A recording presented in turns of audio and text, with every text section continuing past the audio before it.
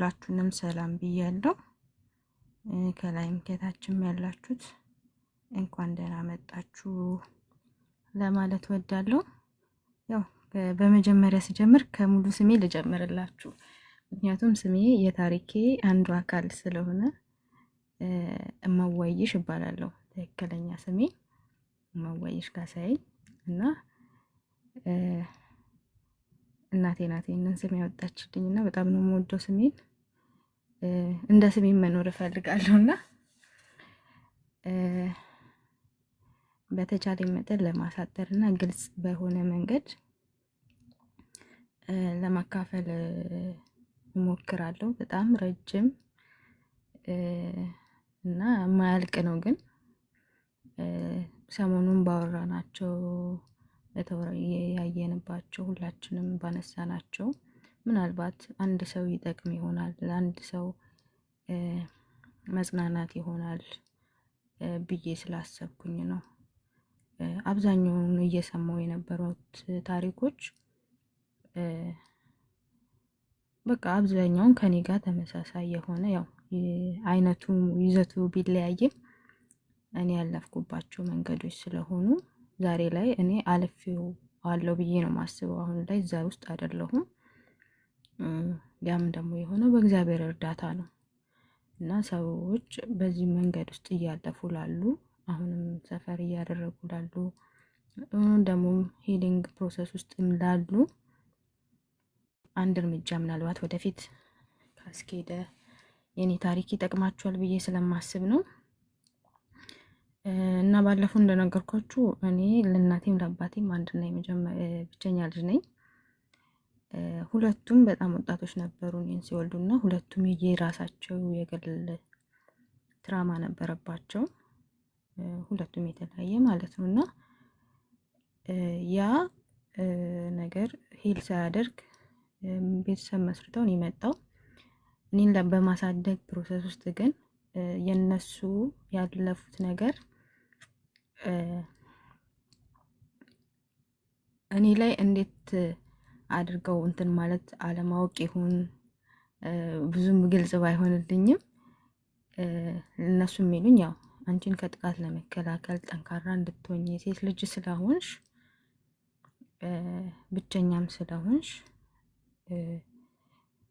እንዳትጎጂ ነው በቃ ነው ምክንያታቸው። እና እንደ ልጅ እንዲህ ማህበራዊ ህይወት ሳይኖረኝ በቃ መጫወት እንትን ማለት ባለብኝ እድሜ ያንን ነገር ማድረግ አልቻልኩም ነበርና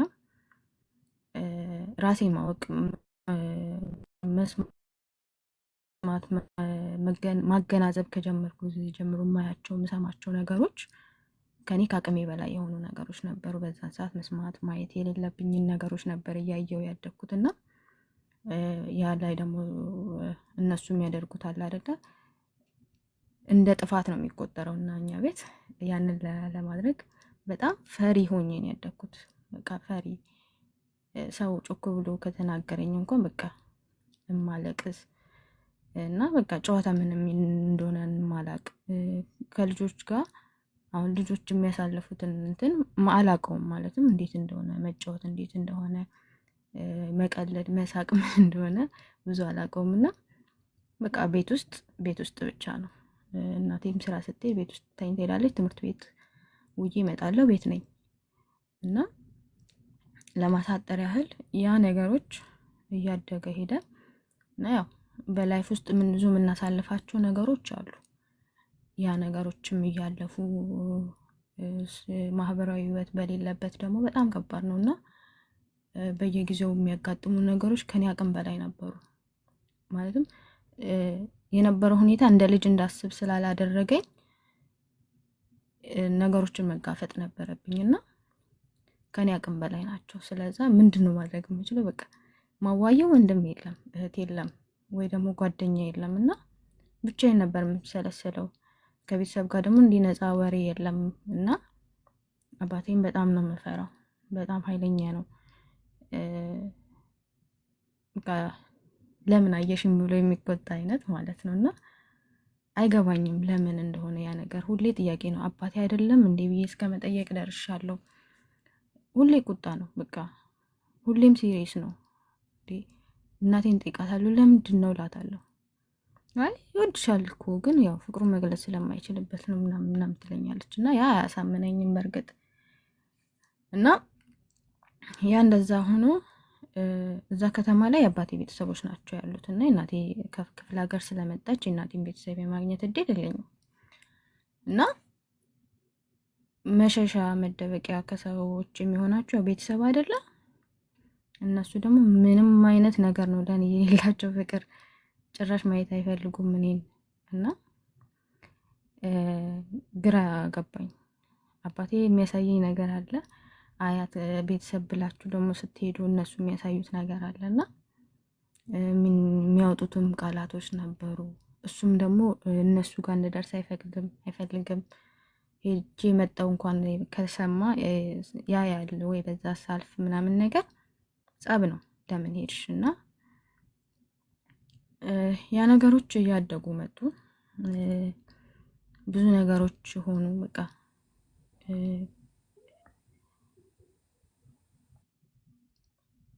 ማለትም ያኔ ከ4 ዓመት ጀምሮ ነው እንትኑ ማለት ነው ይህንን ነገር ማስተዋል የጀመርኩት ምናምን ነገር እያደግኩ መጣው። ከብዙ ነገሮች አለፉ። በጣም አልቃሻ ትምህርት ቤት መወሽ ብላችሁ ከጠየቃችሁ ያቺ አልቃሻዋ ልጅ ነው የምትባሉት። ግን ጥሩ ተማሪ ነበርኩኝ፣ ጎበዝም ባልባል ጥሩ ተማሪ ነበርኩና ከአባቴ ጋር አንድ የሚያግባባን ነገር ቢኖር በቃ ጥሩ ውጤት ማምጣቴ ነው። ከሱ ጋር ፈገግ ብሎ ያየሽው መቼ ነው ብላችሁ ከጠየቃችሁ ሰኔ 30 ነው የካርድ ውጤቴን ሲያይ ማለት ነው። ከዛ ውጪ የለምና ግዴታዬ ነው እሱን ያንን ፈገግታ ለማምጣት ጥሩ ተማሪ መሆን ነበረብኝ እና በጣም እጥር ነበር ያንን ለማድረግ። በቃ ያለኝ አማራጭ አባቴን ፈገግታ ለማየት ደግሞ የሆነ ነገር ከበደኝ ምናምን ብዬ ስጠይቀው ራሱ ተምረሻል እንዲመጭ ራስሽ እንትን በይ ምናምን ይለኝ፣ ግን ወድቀሽ ከመጣሽ እዚህ ቤት እንዳታስብ ይለኛል። ሶ በቃ ያንን ነገር ማሳካት ስለነበረብኝ በጣም ጥረ ነበረ። ይሄ እንዲህም እንዳለ ያው እያደግን መጣው። 2001 ዓመተ ምህረት የኔ ትልቁ ከባዱና እነኛ እንደ ቀልድ የነበሩ ነገሮች ያንጸባረቁበት እና ከዛ በኋላ ያለው ነው የኔ ከባዱ አመት። ያው እስከዛ ድረስ ያለው ነገር እንደ ልጅም እንደምንም ታልፉታላችሁ። ያው ኖርማል ነው ብዬ በቃ ኖርማል ነው ብዬ ነው ለኔ የተቀበልኩትና 2001 ዓመተ ምህረት ከባድ ነገር ገጠመንና ቤተሰብ እናቴም አባቴም ሁለቱም ታመሙ። ሰው የሚያስፈልገኝ ሰዓት ሆነ። ሰው ማማከር ያለብኝ፣ ሰውን ድጋፍ መጠየቅ ያለብኝ ብዙ ሆነ። ያንን ደግሞ እኔ ጋር አላውቀውም፣ አልለመድኩትም። በዛውም ልክ ደግሞ ብዙ ሰው ካጠገቤ ሸሸ፣ ብዙ ሰው ጀርባ ሰጠን እና ያንን ሁኔታ ብቻዬን ነበር መጋፈጥ የነበረብኝ። ወንድም የለም፣ እህት የለም፣ አጎት አክስት ብዬ የምሮጥበት ሰው የለም እና መጀመሪያ እናቴ ነበረች የታመመችውና የአባቴ መታመም እንኳን እንደ እንትን የሰማሁት እንደ መንገደኛ ሰው ማለት ነው። እንደነገርኳቸው አባቴ ራሱ የሆነ ትራማ አለው የመጣበት። መጨረሻ ላይ እሱን ለመግለጽ ያህል ነው አልፌ የመጣሁትና እሱ እንዴት እንደነበረና ቻሌንጆችን በጣም ይፈራል። የሆነ ነገር ሲያጋጥም ራሱን መደበቅ ነው የሚፈልገውና ከዛ ነገር ልክ እናቴ ስትታመም የለም አልነበረም እና እማቀው እኔ ስራው የሆነ ቦታ እንደሄደ ነው ለኔ እና ስጠይቅም ስራ ሄዷል መሰለኝ ምናምን ነው የሚሰጠኝ መልስ ከጓደኞቹ እና እሷን በማስታመም ሂደት ውስጥ ያለው አንድ ቀን መንገድ ላይ አንቺ አባትሽ ታሞ ጠይቁም እንዴ አለችኝ አንድ ሴት። እኔ ያልኳትኝ አባትሽ እኮ ታሟል ስንት ጊዜው ምናምን አለች። እኔ እኮ ጓደኞቹን ጠይቄያለሁ ግን ስራ እንደሄደ ነው የተነገረኝ። መኪና ላይ ስለሚሰራ ብዙ ጊዜ ክፍለ ሀገር ይወጣልና ስራ እንደሄደን የተነገረኝ። ኧረ እሱ ስንት ጊዜው ታሞ ምናምን አለችኝ። በቃ እሺ ማክሰኞ ቀን ነው፣ ቀኑን ራሱ በደንብ ነው ማስታወሰው። እና እሺ ወደ ትምህርት ቤት እየሄድኩ ነበር እና በቃ ከትምህርት ቤት ስመለስ አየዋለሁ ብዬ ትምህርት ቤት ሄጄ ተመልሼ 11 ሰዓት ከሰዓት ተማሪ ነበርኩና ስመለስ ያየሁትን ነገር ማመን ያቃተኝ እና አልጠበኩም በጭራሽ ማለት አባቴ በጣም ረጅም ነው እና የነበረበት ሁኔታ ምናምን የዛለ ልክ ግብት ብዬ ስፈልገው ያየሁበት ሁኔታ አስደነገጠኝና ሮጬ ጥዬ ወጣሁ። ከዛ ጥዬ ወጥቼ አቃቴ መረጋጋት ራሴ ማለት ነው። የሆነ ነገር የታወቀኝ የሆነ ነገር አናቴ መቱ እንደመታኝ ማለት ነውና ልክ ወጥቼ ተመልሼ ስመጣ ኮቴ ሰምቶ ነበር፣ ነቅቶ አየኝ። እሱም ደነገጠ ሲያየኝ። በዛ ሁኔታ እንዳየው አልፈለገም ነበርና ታምኑኛላችሁ ለመጀመሪያ ጊዜ ያቀፈኝ የዛን ቀን ነው። እና በነገራችን ላይ አሁን ሳለቅስ እንትን ብዬ አይደለም፣ የሆነ አንዳንድ ሁኔታዎችን ስለማስታወስ እንጂ እንትን አይደለም እና እንትን እንዳትሉ እና በጣም ፈገግ ብሎ ምናምን ነገር ምንም እንዳልሆነ ለማሳየት በጣም ፈገግ ብሎ ምናምን ነበረ ሲያወራኝ የነበረው። ለመጣሽ ምናምን አለኝ። ከዛ ተመለስኩኝ ወደ ቤት። ከዛ ነገርኳት ለእናቴ። በሰዓቱ መናገር ከበደኝ ለእናቴ ማለት ነው። ምክንያቱም ምን አድርጎ እንደሄደ ስለምታውቅ እሷን በዛ ሁኔታ እንደዚህ ነው ማለቱ ከበደኝ። አልነገርኳትም። ሮብ ዕለት አልሄድኩም ትምህርት ቤት። ሐሙስ ዕለት ተመልሼ ትምህርት ቤት ሄድኩና ከትምህርት ቤት አስፈቅጄ ወጥቼ ሄድኩና ላየው ድጋሚ ማለት ነው። የዛን ዕለት በጣም በቃ እንትን ያለኝ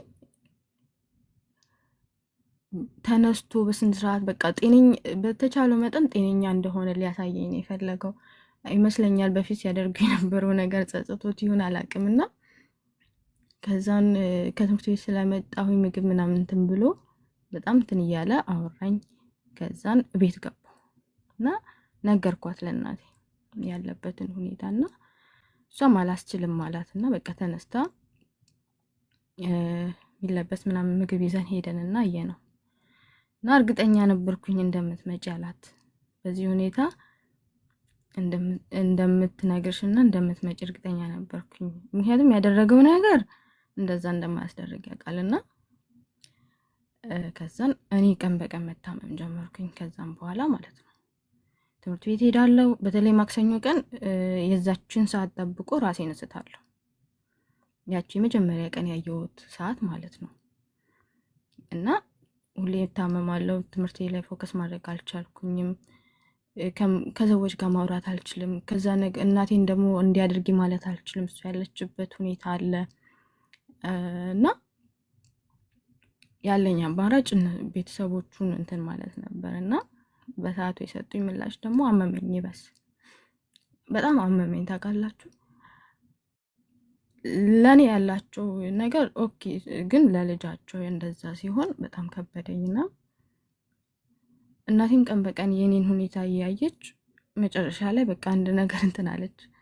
ምክንያቱም በዚህ ሁኔታ ይሄ ሰው አንድ ነገር ቢሆን እድሜ ልኳን አንቺ እንኳን ቤት ውስጥ ኖረሽ ነው አባቴ ሜዳ ላይ ሞቶ ቀረ ትለኛለች፣ ትወቅሰኛለች ብላ በቃ እኛ ራሱ ስቴብል በሆነ ሁኔታ ነበር የሚኖረው። ከተከራየንበት ቤት ወጥተን ሰው ጋር ተጠግተን ያ የተፈጠረው ደግሞ የሆነ ቀን ታማተኝታ ወባ የዛኔ ፋሲደር ነው የሚባለው፣ እሱን ወባ እንትን ብሏት እሱን ሰጠዋት። ሶስት ባንዴ ምንም ሳትበላ ዋጠችውና እኔ ተኝታለች ብዬ ነው ማስበው። ለካ እሷ እየሞተች ነው እና ቁጭ ብዬ አጠገቧ እያየዋት ነው። ከዛ ሰው ሊጠይቃል መጣ። እንደ አጋጣሚ አንድ ምናውቃት ሰው ነበረችና ከናዝሬት መጣ። ነርስ ናት። እስቲ አቤን አይቻት ልምጣ ምናምን ብላ መጣች። ስትመጣ ስታያት ምን ሆና ነው አለችኝ። ታኝታ አልኳት።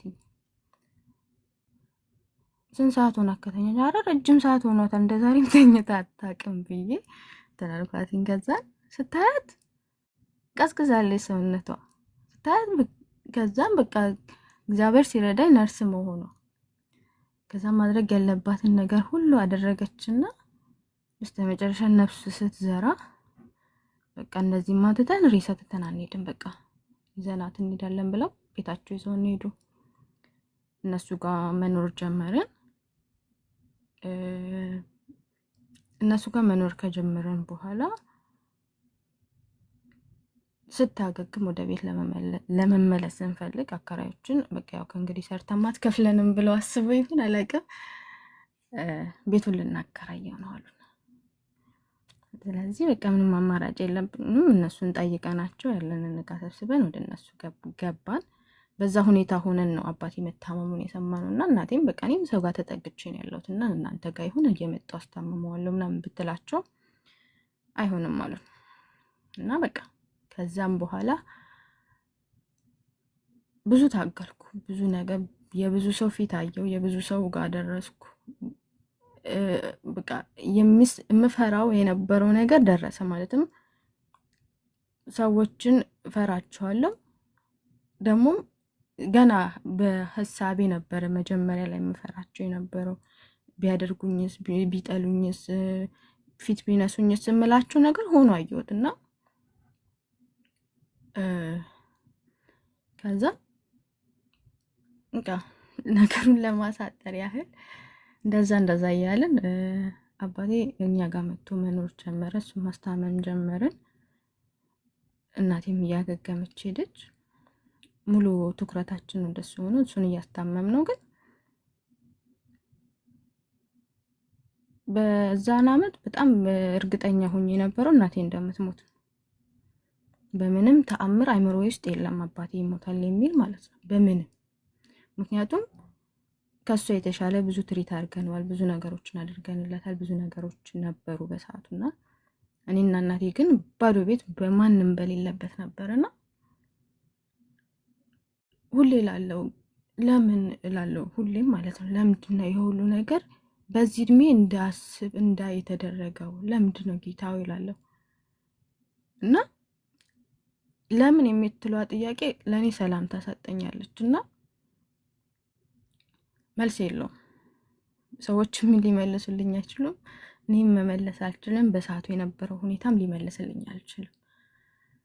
እና እኔ እንደ ልጅ ለመሆን እንዳልተፈጠርኩ፣ እንደ ሰው ለመሆን እንዳልተፈጠርኩ፣ የገዛ አባቴ እንኳን ለኔ ግድ እንደማይኖሩ፣ ቤተሰቦቼ እንደማይፈልጉኝ፣ በቃ ዘመድ ምን በቃ ለኔ ግድ እንደሌለው፣ ጓደኛም እንደማይፈልገኝ ነው የሚሰማኝና በዛው ልክ ደግሞ ፈጣሪም የሱን የሆነን ቁጣ ሲያመጣ ማለትም እግዚአብሔር የሚያመጣቸው ብለን የምናስባቸው ነገሮች አሉ። እሱም ሲጨመርበት እንዴ አንተም እንደ ሰው ሆነክ ብዬ ነው ያልኩትና አንተም እንደ ሰው ለምን እንደ ሰዎቹ ጨከንክብኝ?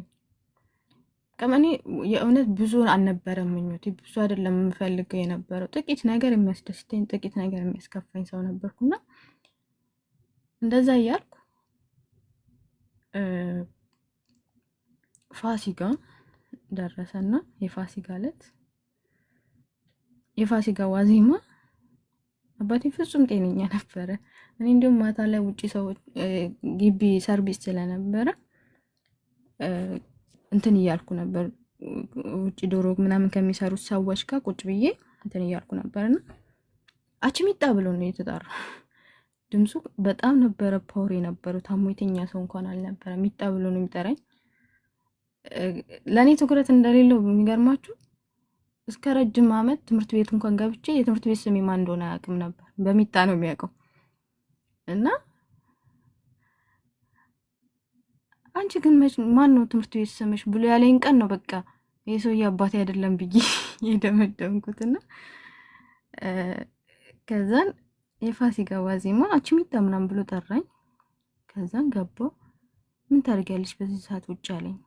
አይ ዶሮ ሲሰሩ እኮ እያየሁ ነው ምናምን አልኩትና እግሬን እሽኝ አለኝና በጣም ነበር ሲያወራ የነበረው። እኔ በፍጹም ሰምቼው ማላውቀው ወሬ ማለት ነውና ሲያወራ ምን ሲል በቃ ደክሞሻል ተኛ ያለኝ። እሺ ብዬ ተኛሁኝ። ከዛም በኋላም ከእናቴ ጋር ብዙ ነገር ሲያወሩ ነበረ። ጠዋት 12 ሰዓት ላይ ተነስ መድኃኒቱ ሰር ስትለው ሰምቻለሁ። እሺ ሲል ሰምቻለሁ። ከዛ በኋላ ግን ምንም አይነት ነገር አልነበረም እና የፋሲካ ዕለት ማለት ነው ጠዋት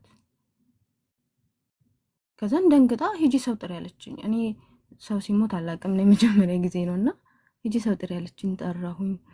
ይይዙታል፣ ያስሩታል ምናምን ነገር። እሱ ግን የዛለት አይኑ ከኔ ጋር ነበር ሲንከራተት የነበረው። ስወጣ አብሮኝ ይወጣል፣ ስመለስ ያየኛል፣ አይኑን ይከድኑታል እና እንባው ይፈሳል። እኔ እነኚህ ሰዎች ያማቸዋል እንዴ እላለሁ። የሚያደርጉት ነገር ግራ ገብቶኝ ማለት ነው። ምክንያቱም እያየኝ ነው፣ እያለቀሰ ነው፣ እያየሁት ነው እና እስከ 4:10 ድረስ እንደዛ በዛ ሁኔታ ውስጥ ነበርና የሆነ ሰው ጥሪ ብለውኝ ሄድኩኝ። ያንን ሰው ለጠራ ሲሄድ ሰውዬው ጋሽ መገርሳ ይፈልጉሃል ብዬ ስጠራው እኔ እኮ መገነዝ አልችልም አለኝ እና በጣም ነው የደነገጥኩት። ለምን እንደጠራሁት እንኳን አልነገርኩትም። እኔ ራሱ እየሞት እንዳለ አላውቅምና ልክ ስመለስ ኦሬዲ ህይወቱ አልፏል። ማልቀስ አልችልም፣ ስሜቴም እንዲህ ማውጣት አልችልም፣ መናገር አልችልም። ሳቄም ለቅሶም እኔ ወደ ውስጥ ነው ከድሮም ማለት ነውና ግራ ገባኝ ምን ማለት እንዳለብኝ እና እዛለት ብዙ ነገር ተፈጠረ። በጣም ብዙ ነገር፣ ምናልባት እዚህ ጋር መግለጽ የማይገባኝ ነገሮች ይኖራሉና ብዙ ነገር ተፈጠረ። ለቅሶ አልችልበትም። የውስጥ እንዴት አውጥቶ መናገር እንዳለብኝ አላቅበትም እና በድን ነበርኩኝ የዛለት የአባቴ ቤተሰቦች መጡ እና የነበረው ነገር ደግሞ ይብስ አመመኝ። የእውነት አመመኝ እና ብዙ ነገር ተፈጠረ። ሬሳ ወሰዱ እነሱ ጋር ተቀበረ። ይሄንን ስላችሁ መሀል ላይ ያለውን ለማሳጠር ያህል ነውና በዛ መሀል የነበሩ ዲያሎጎች ነበሩ፣ በዛ መሀል የነበሩ ምልልሶች ነበሩና ጨረሻ ላይ የኔ ውሳኔ ነበር። በቃ እናቴን አልኳት፣ እናቴን በቃ ልታብድ ምንም ሲቀራት በቃ ማድረግ ያለብሽን አድርገሻል፣ ምንም የሚጸጽተን ነገር የለም፣ ተይው በቃ አንቺ መኖር አለብሽ አልኳት። ከዛን ያ ነገር ሆነ። ወሰዱ፣ ቀበሩ። እኛም ወደ ቤታችን፣ እነሱም ወደ ቤታቸው፣ የአባቴን ቤተሰቦች። ከዛም በኋላ አበቃን እኔና እነሱ ማለት ነው።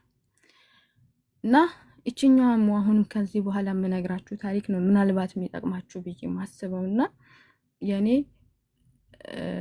ከባዱ የሚባለው የጀመረው ከአባቴ ሞት በኋላ ነው። በቃ ብዙ ነገር በፊት እንደ ልጅም ኖርማል ነው ብለን የምናልፋቸው ነገሮች አሉ። ከዛም በኋላ ግን ሞር ሰው ጠላው፣ ሞር ሰው አስፈራኝ። ማንም ሰው እንደማይፈልግኝ በጣም ፍንትው ብሎ ታየልኝ በቃ እና ግን ደግሞ መጋፈጥ የነበሩብኝ ነገሮች ነበሩ። ከየት ላምጣው ያንን ማለት ነው። እና ልፍስፍስ ሆኜ ነው ያደግኩት። ማለትም ፈሪ ሆኜ አልቃሻ ሆኜ ሲሰርቡኝ እንኳን እየየ ስለምውል ነው እምውል ልጅ ነኝ። እና ከዛም በኋላ እንዴት አድርጌ ላይፍን ልጋፈጠው፣ እንዴት አድርጌ ነገሮችን ልጋፈጥና ላሸንፍ አቃተኝ። በቃ ብቸኝነቴ በዛ። ትምህርቴም ጥሩ የነበርኩት ልጅ በአንድ የወረድኩኝ። በቃ ለማን ነው የምማረው? ድሮ አባቴን ለማስደሰት ነበር የምማረው፣ ማለትም ጥሩ ውጤትም ማመጣው። እሱም የለም። ትርጉሙ ምንድን ነው? የኔ መማር፣ ትምህርት ቤት ሄዶ መምጣት፣ በቃ በሳምንት 2-3 ቀን ራሴን ስቶ መመለስ ኖርማል ነው ለኔ። በቃ ጀመራት ነው የሚባለው፣ ሌላ ምንም ነገር የለውም። ቁጭ ብዬ ምን እንደማስብ እንኳን አላውቅም፣ ምን እንደማስብ ማለት ነው የለውም። ቁጭ ብዬ ሰው እየተማረ እያወራ እየሳቀ እኔ በመሀል የለውም ወይ አልቅሳለሁ። ምንድነው የሚያስለቅስሽ እንኳን ብትሉኝ በሰዓቱ ላላውቀው እችላለሁ፣ የሚያስለቅሰኝም ማለት ነው። እና በቃ ከዛም በኋላ ለ9 ዓመት በእንደዛ ሁኔታ ውስጥ ቀጠልኩኝ። መታመም፣ መነሳት፣ መቆም፣ በቃ ትርጉም የሌለው ህይወት። በዛ መሀል ደግሞ እናቴ ነፍሷ ትጨነቃለች፣ ብዙ ነገሮች ይሆናሉ። እሷን ላለማሳየት በቃ ደስተኛ ለመምሰል በቃ ጠንካራ ለመምሰል እሞክራለሁ። ዝም ነው ምለው፣ ብዙም የመናገር እንትን የለኝም እና 9 ዓመት እንደዛ አለፈ። ከዛ በኋላ ግን በቃ ብዙ ጉዳቶችን በህይወቴ ሳስተናግድ ብዙ ነገሮች ሲሆኑ ይሄ ነገር እዚህ ጋር መብቃት አለበት ብዬ ማሰብ ጀመርኩኝ። ግን እንዴት የሚለው ደግሞ ከባድ ነው። ታምም ያለው ብዬ አላስብም እና ሐኪም ቤትም አልሄድኩም። ማንም እንዲህ ላማክሮ የወሰንኩትም የለም እና እስከ 12 እየተማርኩ በቃ ኖርማል ነው የምማረው። እንዳመጣጤ አባቴ ቢኖር ምን አይነት ውጤት አምጥቼ ምን አይነት እንትን እንደማደርገው አውቃለሁ። ግን በተፈቀደ እየተማርኩ 12 ደረስኩኝ እና 12 ገብቼ 12 እየተማርኩ ኢንትራንስ እንደምወርቅ ስፈተን ነው ያወቅኩት። ምክንያቱም ያመኝ ነበርና እንዲሆነ ሳል ላይ ራሴን የምስብትበት በጣም እንትን የሚለኝ ቦታ አለ እና የመጨረሻው ኢንትራንስ ዕለት ጂኦግራፊ እና ሂስትሪ መሰለኝ እና በጣም እንትን እያለኝ ነበረ እና እየተማር እንትን አልኩኝ። ገና ፈተና እንደገባው የዛለት ሌሎቹን ቀን ጨርሼ የመጨረሻው ቀን ነበርና የዛለት አመመኝ፣ አቃተኝ። የሆነ ገና ለፈተና ስገባ ማለት ነው። ገና ስገባ ሲያመኝ ያሰብኩት በቃ ራሴን ከሳትኩኝ የዚህን ሁሉ ተማሪ ጊዜና ሰዓት ነው ማቃጥለው። ስለዚህ ያለኝ አማራጭ ፈተናውን ተችልቶ ከመጣት ዝም ብሎ ሞልቶ መውጣት ይሻላል ብዬ ሁለቱንም ፈተና ጥያቄ ሳላይ ነው ሞልቼ የወጣሁት። እንደወጣው በርጋ ስደርስ ነው ራሴን የሳትኩት ሁላ። ሁለት ትምህርት ቤት አንድ ላይ ነበር የተፈተነው፣ እኔ ነኝ የመጀመሪያ የወጣሁት እና እንደዛ ሆኖ ያን ጊዜ አለፈ።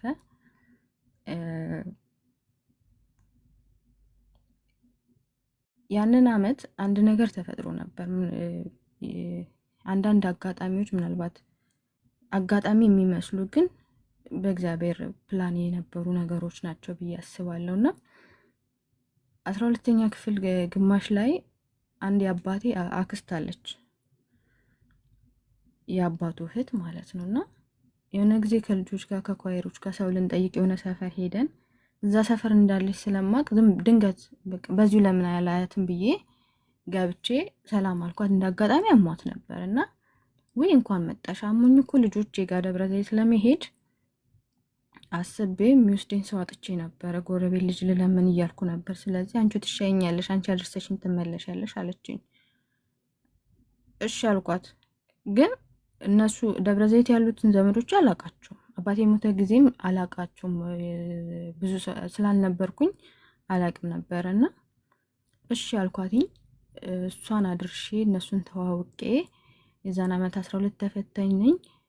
ክረምት ከፈተና በኋላ እኛ ጋር ትቆያለሽ ምናምን ተብለን ቃል ተገባብተን ነው የተመለስኩትና ፈተና እንደጨረስኩ ወደ እነሱ ሄድኩኝ። አሁን ነው የኔ የሂሊንግ ፕሮሰስ የሚጀምረው ማለት ነው። እና በተቻለኝ መጠን እያሳጠርኩላችሁ ነው እንዳላንዛዛባችሁና እንዳለንትን እንዳለለባችሁ ማለት ነውና በዚህ 9 ዓመት ውስጥ ብዙ ያልተኛውባቸው ቀናቶች አሉ።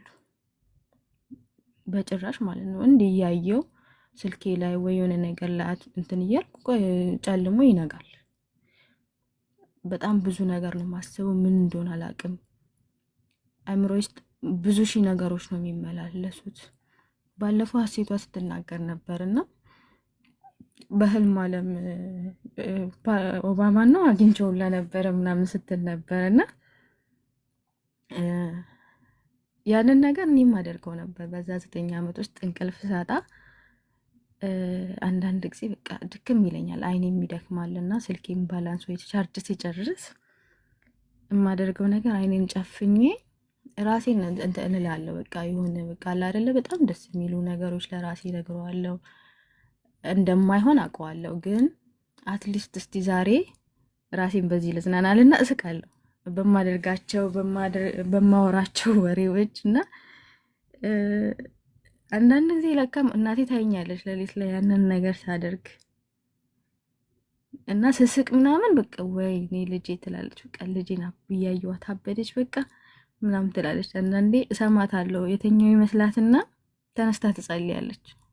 ጌታዬን የቆሜማ ልጄ ስታብዳለኝ በቃ ውሰደኝ ምናምን እያለች ማለት ነው በቁም ነገር ተነስታ እና እኔ ግን ያኔ እንትን እያልኩ ነው በቃ ምስላቸው ነገሮች ለራሴ ያስቁኛል። ያለሁበት ሁኔታ አይደለም ያንን ነገር ውስጥ ሊከተኝ መንጋቱን እንኳን የሚያጠራጥር ነውና እነኛን ነገሮች እንትንልን ነበረ። ከዛን ከ9 ዓመት በኋላ 12ኛ ክፍል እንትን እንዳልኩ እዛ መጣሁኝ ደብረ ዘይት እንትን እያልኩ እዛ ሆኜ ክረምት ላይ ውጤት ተለቀቀና ውጤቱን ሳይ ወርዷል። ያው የታወቀ ነው እያወቅኩት ነው፣ ግን ሰው እንደሚወርቅ እያወቀ ይቀውጠዋል። ከዛም በቃ በጣም ምናልባት ደብረ ዘይት የምታውቁት ህይወት ህንጻ ይባላል እዛ ነበር ያየሁትና ከዛ እስከ አጎቴ ቤት በቃ እያለቀስኩኝ መንገድ ለመንገድ ጌታዊ ለምን በቃ አንድ የቀረኝ ተስፋ እኮ ትምህርቴ ነበረ። በቃ አትሊስት በትምህርቴ እንኳን ቦታ ደርሼ ብዬ ልል ነበር። የእውነት በቃ ምንም ተስፋ ስለሌለኝ በቃ ያለኝ አማራጭ ትምህርቴን የሆነ ነገር ቦታ ደርሼ ምናምን ነበር የምለውና እሱም ሲጨልም አይኔ እያየ በቃ ጌታዊ በቃ ይሄ ነው በቃ የኔ መጨረሻ፣ ለዚህ ነበር የተፈጠርኩት፣ ለዚህ ነበር ያንን ሁሉ ነገር ያሳለፍኩት፣ ለዚህ ነበር ያንን ሁሉ ነገር የታገስኩት። ዋትስ ኔክስት አልኩኝ። በቃ ከዛ በኋላ ማን ነው እኔን ኮሌጅ ከፍሎ የሚያስተምረኝ? ማን ነው የሚያስፈልገኝን አሟልቶ ምን እንደሚለኝ? የትኛው ዘመዴ ጋር ነው የትኛው አጎቴ ጋር ነው የምሮጠው? በቃ ጻቡ ከእግዚአብሔር ጋር ሆነ ከዛም በኋላ እና ከዛም በቃ ብዙ ነገር አለን። በቃ መጽናናት አቃተኝና ከበረኝ የነበረው ነገር። በቃ የመጨረሻ ተስፋ ብዬ የጠበቅኩት ነገር እግዚአብሔርን በቃ በዚያ ያሳፍረኝም ሁሉ እነስቶ አይችለውም። አትሊስት አይምሮዬን ባርኮልኛል፣ እናቴን በዚያ አኮራታለሁ በቃ ብዬ ነው ማስብ የነበረውና ያም ሳይሆን ሲቀር እንትን አልኩኝ። በቃ እሱም ደብረ ዘይት የነበረውም የአምፓቲ አክስት ልጅ አጎቴ ብዬ ነው እንትን ምለው። እሱ እንዴ በጣም እንትን አለኝ፣ በጣም ትሪት አደረገኝ በቃ እና ከማስበው በላይ ማለት ነው ሆነልኝ። በቃ ከአባቴ በላይ ሆነልኝ። በቃ አባቴ ያላገኘሁትን ነገር እሱ መስጠት ጀመረ። በቃ እኔ ያለሁ አለኝ። በቃ ምንም ነገር ቢሆን እኔ ያለሁኝ አለኝና በቃ እሱ ጋር እንደምማር እንደሚያስተምረኝ ቃል ገባልኝ። ስለዚህ እንትን ጠቅልዬ ወደዛ ገባሁኝ። እዛ ኮሌጅ ለመመዝገብ ስል ራሱ ምን ቢሆን ጥሩ ነው ውጤቴን ለኮሌጅ መግቢያ 1 ነጥብ ይጎለዋል። አስቡት እስቲ ዩኒቨርሲቲ ቀርታችሁ በቃ ኮሌጅ አንድ ተስፋ አግኝታችሁ ደግሞ ኮሌጅን ስታስቡት 1 ነጥብ አይቻልም ተባልኩኝ፣ ለ1 ነጥብ ማለት ነው። ያኔ ደግሞ ሌላ ተስፋ መቁረጥ። ከዛ እንደምንም በቃ በሚቀጥለው አመት ተፈትኛ ያሻሽላለሁ ብዬ በስንት መከራ ሬጂስተር አደረኩኝ እና የእውነት ያን አመት እሱን ባላገኝ ኖሮ ለኔ በቃ ምናልባት ራሴን ላጠፋ እችላለሁ ያንን አመት። ከዛ ውጪ ምንም ሊታየኝ የሚችል ተስፋ አልነበረም። በቃ እስከዛም ያዘለቀኝ ትምህርቴ በቃ በትምህርቴ ዝም ቦታ ደርሼ የሚለው ነገር ስለነበር ማለት ነው። እና አጋጣሚ የሚመስሉ ነገሮች ግን እግዚአብሔር ለበጎ ያደርጋቸዋል። የዛን አጋጣሚ እሷ ታማ ሄጄ ባልጠይቃት እና አድርሽኝ ባትለኝ እነሱን ባላቃቸው ምን ሊፈጠር እንደሚችል እና እዛ እየተማርኩ ከዛን የእናቴ ሁኔታ ደግሞ ሰላም ነሳኝ። እናቴ እዛ በዛ ሁኔታ መተው አልፈለኩኝም እና ሁሌ እንትን እላለሁ ከራሴ ጋር ግብ ግቤ አላለም። አንድ ስቴፕ ወደፊት መራመድ ያለው ግን እዛ ጋር የተውኳታለች እና ሁሌም በዛ ውስጥ ወደ ኋላ ልመለስላችሁ እና በዚህ ሁሉ ሳልፍ በጣም እርግጠኛ ሆኜ የምነግራችሁ እግዚአብሔር ከኔ ጋር ነበር እና በጣም ነው ማምነው እግዚአብሔርን ማለት ነው። በዛ ሁሉ ሳልፍ በጣም ነበረ ማምነው። የማልፍባቸው ሁኔታዎች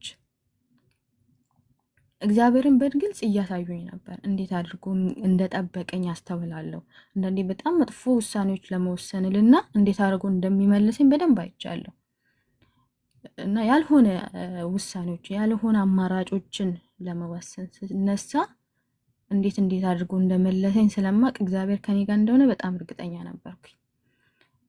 ብዙ ጥቃቅን የምላቸው ነገሮች በግልጽ ሲመልስልኝ አይቻለሁ። ግን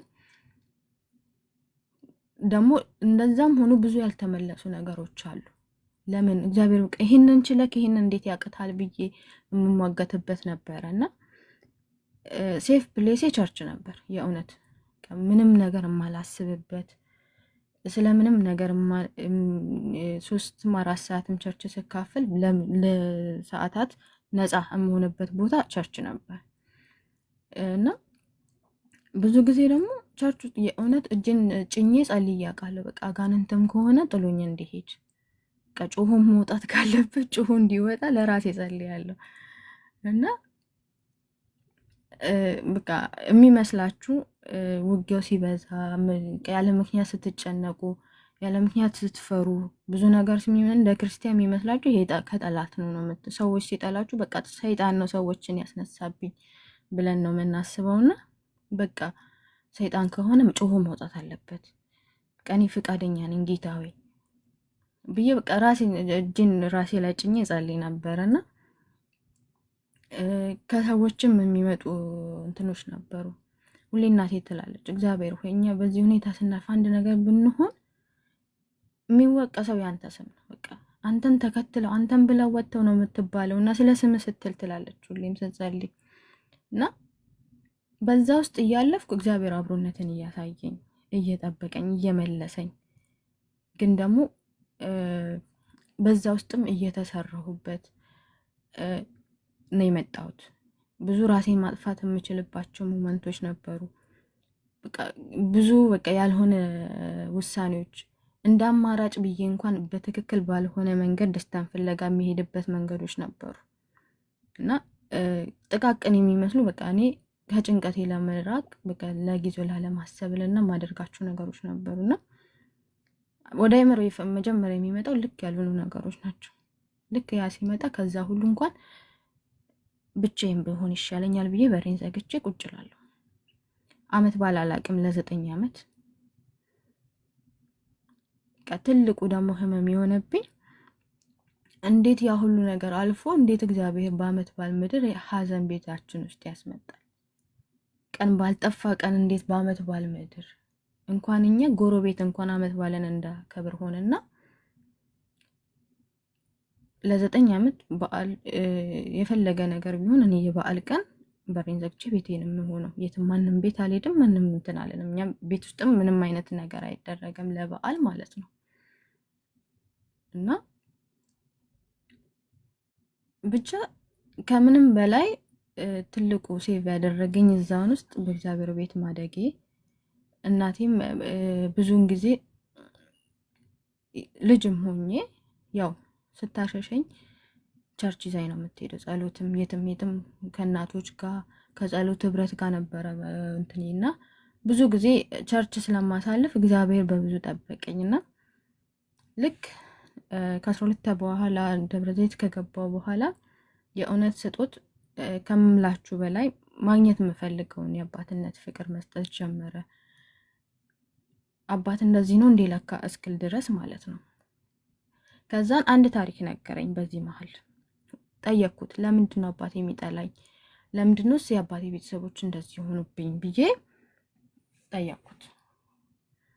ሲነግረኝ ለካ አባቴ ከነሱ ጋር አላደገም። በልጅነቱ ነው ከነሱ የወጣው። ከነሱ ጋርም አይስማማም አይግባባም ነበርና በጣም እንደሚቀጡት፣ በጣም እንደሚመቱት፣ በጣም ብዙ አስቸጋሪ ሆኖ ሳይሆን ገና የጉርምስና እንትን ሲሆን በጣም ከሚባለው በላይ ቅጣት እንደሚቀጣ ኢቭን በርበሬ እስከመታጠን ድረስ ማለት ነው። እና ያ ሲመራው ጎበዝ ተማሪ ነበር። ካቶሊክ ትምህርት ቤት ነበር የሚያስተምሩት እና ያ ሲመራው ጥሎ እንደወጣና አያቱ ጋር እንዳደገ ስለዛ በጣም እህቶቹም ሁሉም እንትን ለኛ ያልተደረገ ለሱ ተደርጎለት እኮ ነው ጥሎ የወጣው ብለው ነው እንትን የሚሉት እና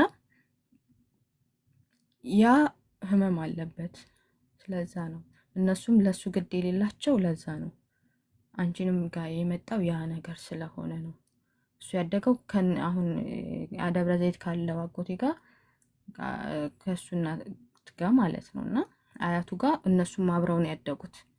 ለዛም ነው ለካ እሱ ለእኔ ፍቅር እያኖረው እና እነሱ ስለዚህ አለኝ በቃ አንቺ እንደ ክርስቲያን አለኝ አንቺ በልጠሽ መገኘት አለብሽ አለኝ። እንዴት ቀልዳለህ እንደ ያልኩት የምን በምለጥ ነው። በቃ ይቅርታ ልታደርጊላቸው ይገባል። እኔ ለእነሱ ይቅርታ አልኩት በጭራሽ ነው ማላደርግ። ኢቭን እነሱ ጸጽቷቸው እንኳን ቢመጡ ይቅርታ ማላደርግላቸው ሰዎች ናቸው። አይደለም እኔ እቺ ይቅርታ ልጠይቃቸው አልኩት። ከዛም በብዙ እንትን አለኝ፣ በብዙ ታገለኝ። በእውነት ስጡት፣ እንደዛ ከሆነ እኔ እንደዚሁ ልኑር እንጂ ለእነሱ ይቅርታ አላደርግም አልኩት። ምክንያቱም አስቡት የአንደኛው አክስቴኛ ሰፈር ነበረ ቤቷና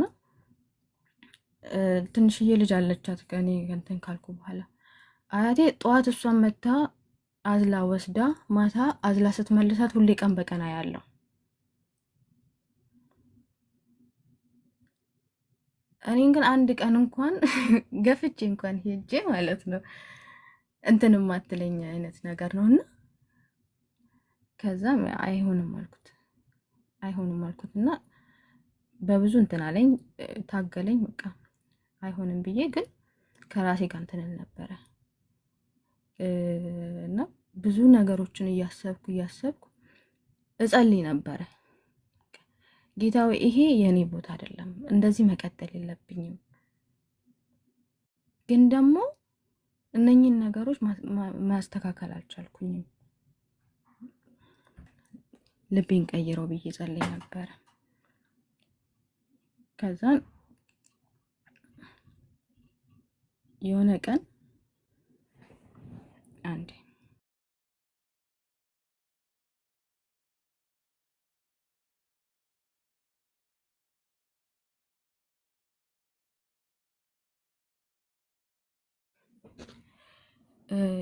እንደዛ እያደረኩ ስለ ይቅርታ ቸርች ሲሰበክ ሰማሁኝ። ይቅርታ ለማድረጋችን ሰዎቹን ሳይሆን ራሳችንን እንደምንጎዳ የእነሱን ኃጢአት እንደምንበቃ የእነሱን እንትን እንደሆነ ሰማሁኝ። ተመለስኩኝ ቤት። በጣም ብዙ ነገር አደረኩ። ከጌታ ሆይ ልቤን ለውጠው ማለት ጀመርኩኝ።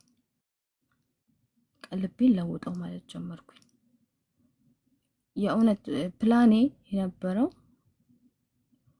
ከእግዚአብሔር ነገሮችን ያሳካልኝ እንጂ እንዴት አድርጌ እንደምበቀላቸው እንደዛ የከፉብኝን ሰዎች እንዴት አድርጌ እንደምበቀላቸው ነው ማስበው ሁሌ። በቃ ብቻ ይለፍልኝ፣ ብቻ ልደግ፣ ብቻ ትምህርት እዚህ ቦታ ልደርስ ብቻ ነበር የምለውና የሆነ ቀን ግን ልቤን ለወጠው።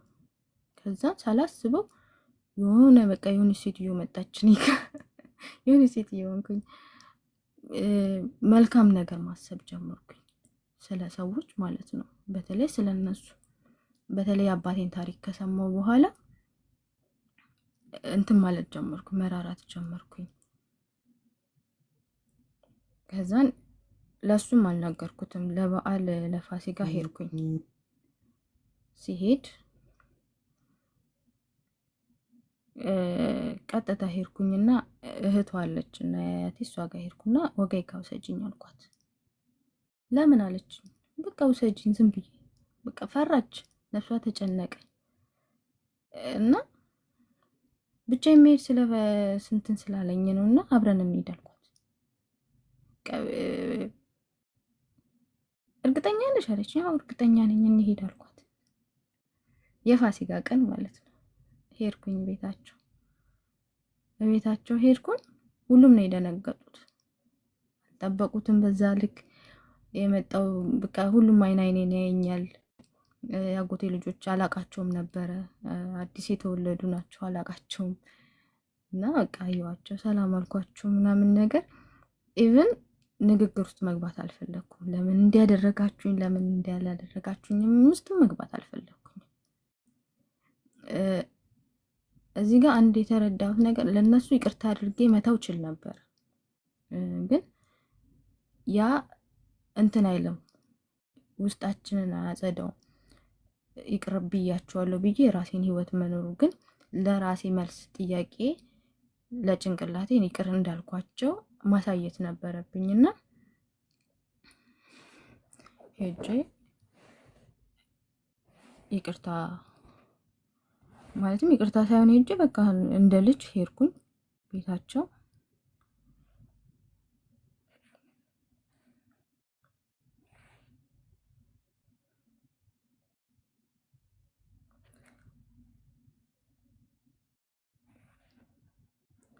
ከዛ ነገሮችን ምንም እንዳልተፈጠረ ሰላም ብዬ በልቼ ጠጥቼ ወጣሁ። በቃ አበረደ፣ ሰላም ወረደ። ከዛን ቀን ጀምሮ አይምሮ ሰላም ሆነ፣ ልቤ በጣም ተረጋጋ። ለካ ያ ሁሉ አመት ስሰቃይ የነበረው የነሱን እንትን ይዤ ነው የነበረውና የእውነት ነው የምላችሁ፣ በጣም ቀላል አይደለም፣ በጣም ከባድ ነው።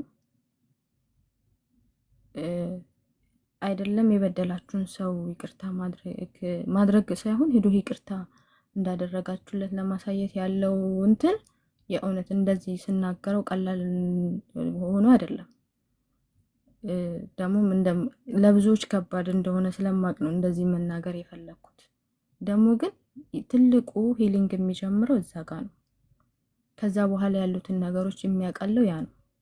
የእውነት ነው የምላችሁ። እኔ ከዛም በኋላ በስነ ስርዓት ማሰብ ጀመርኩ፣ በስነ ስርዓት ፕላን ማድረግ ጀመርኩ እና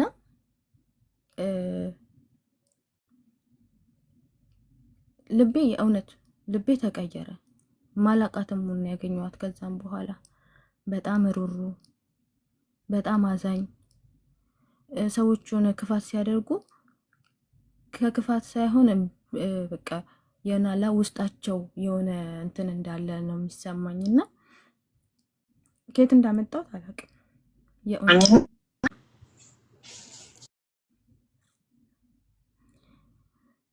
እግዚአብሔር ካልሆነ ያንን ሊሰጥ የሚችል ሰው የለም።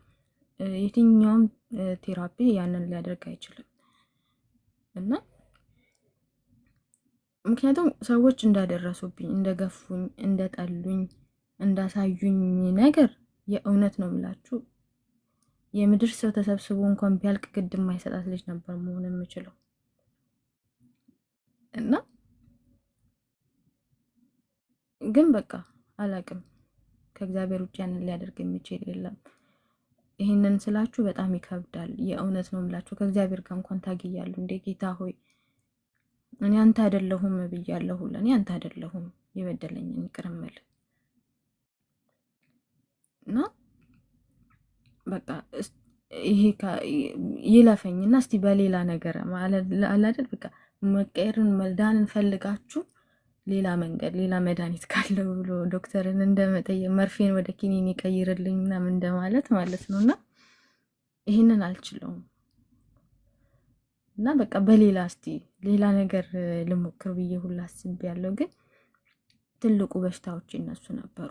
ሰው ሁሉ እንደሚጠላኝ እና ሰው ሁሉ እንደማይፈልገኝ የመጀመሪያ ማሳያዬ እነሱ ነበሩ።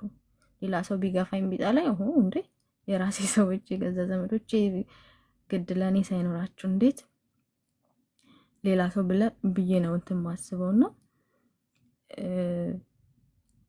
ያ ነገር አሁንም ደግሜ የምላችሁ ከባድ ነው። ግን ደግሞ ቀጥሎ ላለው እርምጃችሁ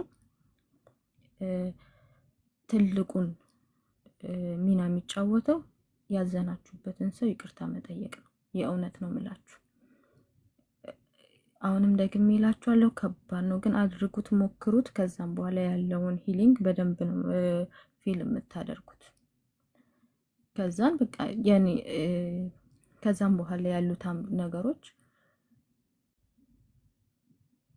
ቀለሉኝ ስል ማለትም በቃ ነገሮችን በስነ ስርዓት ለማሰብ ቻልኩኝ። ብዙ ነገሮችን ማገናዘብ ቻልኩኝ።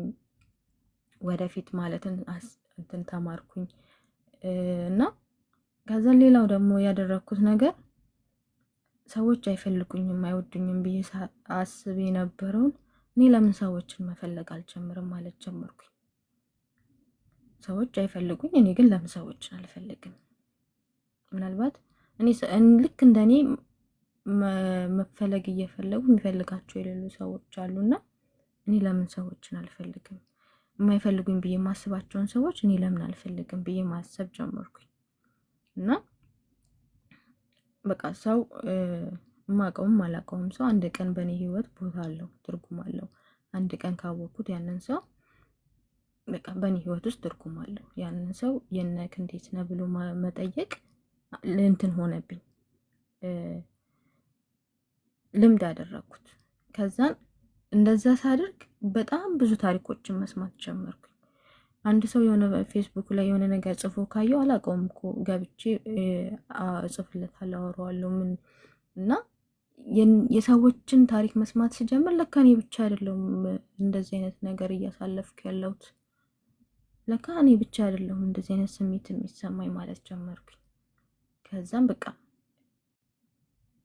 ሞር ያንን ነገር ማጠናከር ጀመርኩኝ። በቃ ማንም ፈለገኝ አልፈለገኝ ብዬ አላስብም። ብዙ መፈለግ የሚፈልጉ ሰዎች እኔ የሚፈልጉ ሰዎች አሉና እኔ ለምን ወደ እነሱ አልሄድም የሚለውን ማሰብ ጀመርኩኝ።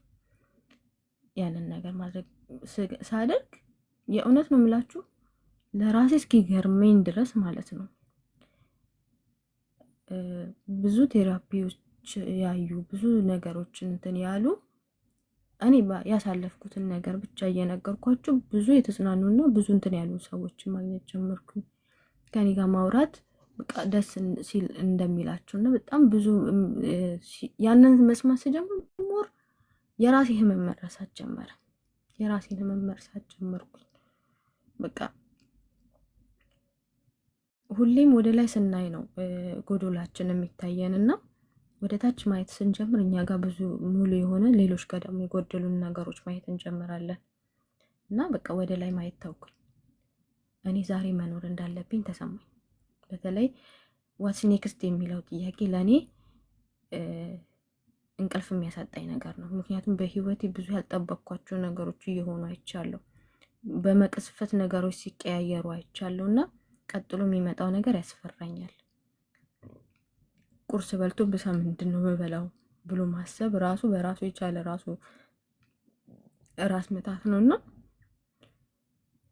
በቃ እኔ ዛሬ ነው የተሰጠኝ፣ አሁን ያለሁት እቺን እድል መጠቀም አለብኝ እና እናቴን ወደ አመጣዋት ወደ አይምሮዬ ማለት ነው። እናቴ ብዙ ያለፈችባቸው ነገሮች አሉና ከአባቴ እሷን ተረድቼ የእሷ ነገር ምንም ሳይመስለኝ የኖርኩት ስለምትነግረኝ ነው። ያለፈችበትን ነገር የምታደርጋቸውን ነገሮች ለምን እንደምታደርግ ትነግረኛለች እና እረዳታለሁ። እና ሁሌ ማስበው የኔ እንደዛ መሆን እሷን ሞር እንደሚጎዳት ነው ማስበው። እሷ ደግሞ መኖር አለባት። አትሊስት እኔ ማለዳይ ነኝ ያለው እሷ ማምሻዋ ላይ ናትና የእሷን ማምሻ ማጨለም የለብኝም። ለእሷ ስል መበርታት አለብኝ እላለሁ። እና ሁሌም እሷ የምትኖረው ለእኔ ነው። እኔም ደግሞ ያለችኝ አንድና አንድ እሷ ናት። ስለዚህ ለእሷ መኖር እንዳለብኝ ተሰማኝ። ለእሷ ስል መበርታት እንዳለብኝ ተሰማኝ። ለእሷ ስል ከዛ ነገር ውስጥ መውጣት እንዳለብኝ ተሰማኝ። እና ያንን ደግሞ ባንድ የሚሆን ነገር አይደለም። ምክንያቱም እድሜን ሙሉ የመጣሁበት ነገር ስለሆነ በአንድ ጀንበር ተነሰች እኔ እንደዚህ መሆን እንችላለሁ ብዬ መቀየር የምችለው ነገር አይደለም። ኢቭን በቃ መልካም ብለን የምናደርጋቸው ነገሮች መልሶ ሲጎዱን እኔ አሁን በጣም ሰው ፈልጋለሁ ሰዎች ጋር መቅረብ እንትንልና ሰዎች መልሰው ሲጎዱኝ ደግሞ በቃ ይሄ ነገር ብዬ እንደገና ወደኋላ መለሳለሁ። ብቸኝነቴን እመርጠዋለሁ። ከዛም ብቸኝነት መልሶ ሲያሰቃየኝ ደግሞ እንደገና ድጋሚ ሰዎችን መፈለግ እጀምራለሁ። ስላላደኩበት የወንድም ፍቅር፣ የአባት ፍቅር፣ የእህት ፍቅር የሚለውን ነገር ስለማላቀው ሊሚቱን ራሱ እስከምን ድረስ እንደሆነ አላቀውም። ስለዚህ ብዙ ጊዜ ተጎድቼ እመለስበታለሁ። ግን በቃ በዛ ሁሉ ውስጥ እግዚአብሔር እንዴት አድርጎ ሼፕ እንዳደረገኝ እንዴት አድርጎ እይታዬን እንደቀየረው ሳስብ ሁሌ ይገርመኛል። ያለ ምክንያት እንዳልሆነ ገባኝ። አንድ እናቴ ያስተማረችኝ እንትን አለ መጽሐፍ ቅዱስ እንዲህ ግልጥ ታደርግና ይሄን ቦታ አንብብ፣ ይሄ የዛሬ መልእክታችን ነው ትለኛለች። እና እኔም ነገሮች ሲጨንቁኝ አንዳንዴ ዝም ብዬ መጽሐፍ ቅዱስ ግልጥ አደርግና አነባለሁ። የእውነት ነው የምላችሁ። ለዛ ሰዓት ለዛ ጊዜ የነበረኝን ጥያቄ መልስ እዛ ጋ አገኛለሁ። ኢቭን ቸርች እንኳን ሄጄ ብዙ ጊዜ ነው የምለው ይሄንን ነገር። ቸርች ሄጄ አንዳንድ አገልጋዮች አስተውላችሁ ከሆነ ዛሬ ልሰብክ የነበረው ሀሳብ ሌላ ነው፣ ግን ውስጤ ይሄንን እንድሰብክ ብሎኛል ብሎ የሚላት ርዕስ የተቀየረችው የኔ ሙሉ መልስ ናት። እና ያ ነገር እንትን አለኝ። ከዛን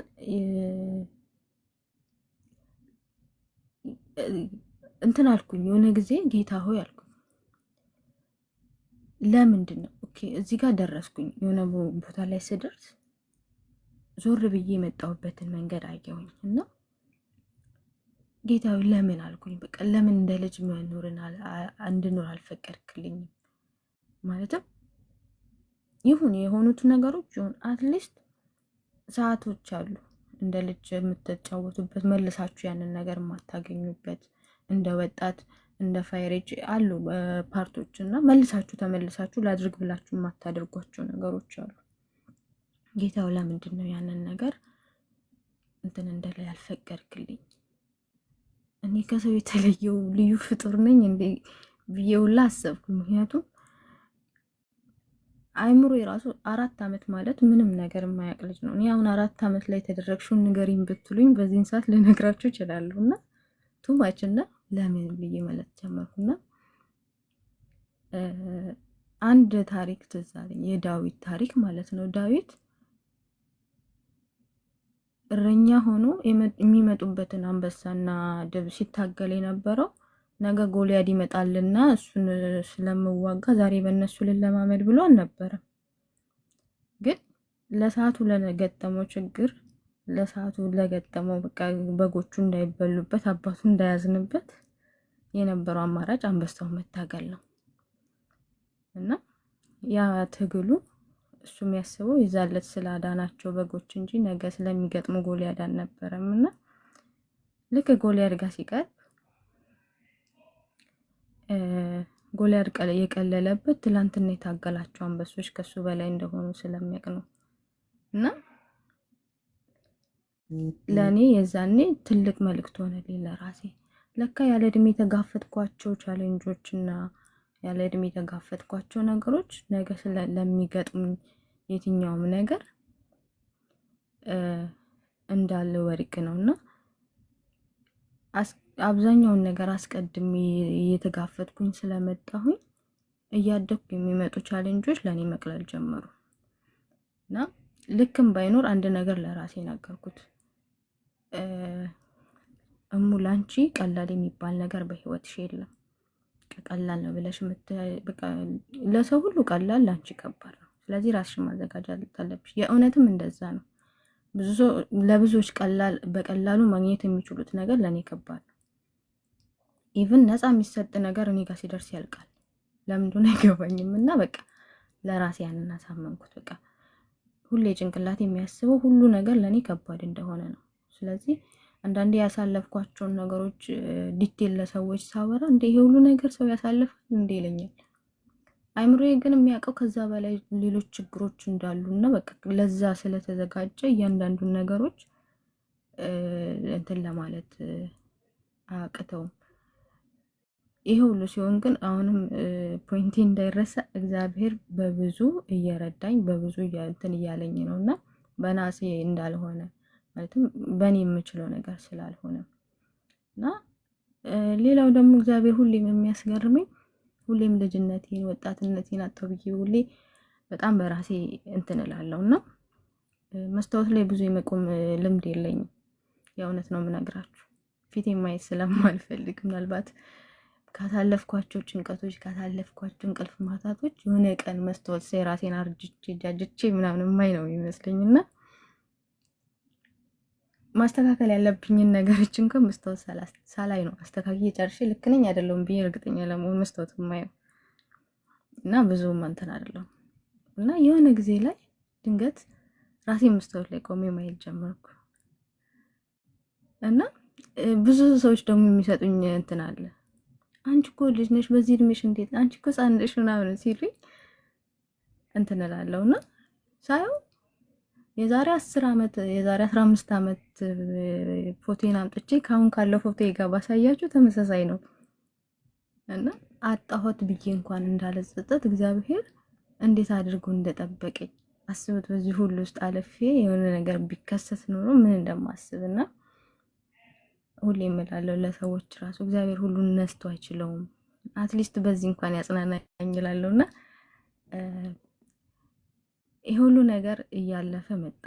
አሁን ላይ ከዛን ከ4 ዓመት በፊት ነው ከ4 ዓመት በፊት የማደርጋቸውን ሰዎች መፈለግን ለሰዎች መድረስን መፈለግ የሌሎችን ታሪክ መስማት እኔን ያበረታኛል፣ ቀጥሎ ላለውም እንድበረታ ያደርገኛልና ብዙ ሰው ደግሞ እንትን እንደኔ መፈለግ የሚፈልግ ሰው አለ። ለካ የእውነት መሰማት የሚፈልግ ሰው አለ። ምንም ባታደርጉለት ሰው ጆሮአችሁን ሰጥታችሁት ከሰማችሁት በጣም ነፃ ሰው ሆኖ ደስ ብሎት እኔ አሁን ብዙ ሰው ውለታሽ አለብኝ ይለኛል። የምን ውለታ ምን አድርጌላችኋለሁ ምናምን ስል ብዬ ሳስብ ዛን ቀን እኮ እንደዛ ያ ሁሉ ሰዓት ሳወራልሽ ሰምተሽኝ ለኔ እንትን ነው። አስቡት እንደ ውለታ የሚቆጠርበት ያህል ነው ያለውና ያንን ደግሞ እንዳላደርግ ሶሻል ላይፍ የለኝም ማለትም ከሰዎች ጋር እንዴት መቀራረብ እንዴት ማውራት እንዴት የሚለው ነገር አላውቅም። ያንን ነገር መቀየር እንዳለብኝ ተሰማኝና ሚዲያውን እንደዚህ እንትን በተለይ ቲክቶክ ላይ እንትን እላለሁ። በቃ ሰዎች እንዴት ነው በቃ ሰው ሲስቅ ሲጫወት ሳይ ምናምን በጣም እንትንልና እኔ እንደዛ በሆንኩ ብዬ አስባለሁ። ድቁሳን እነ ቤቹ ራሱ ያቁኛል። አመት ሙሉ አልተናገርኩኝም። ሲስቅ ሌላ ሳቅ ጨዋታ ሲሉ እኔ ከታችኝ ነው የምሰማውና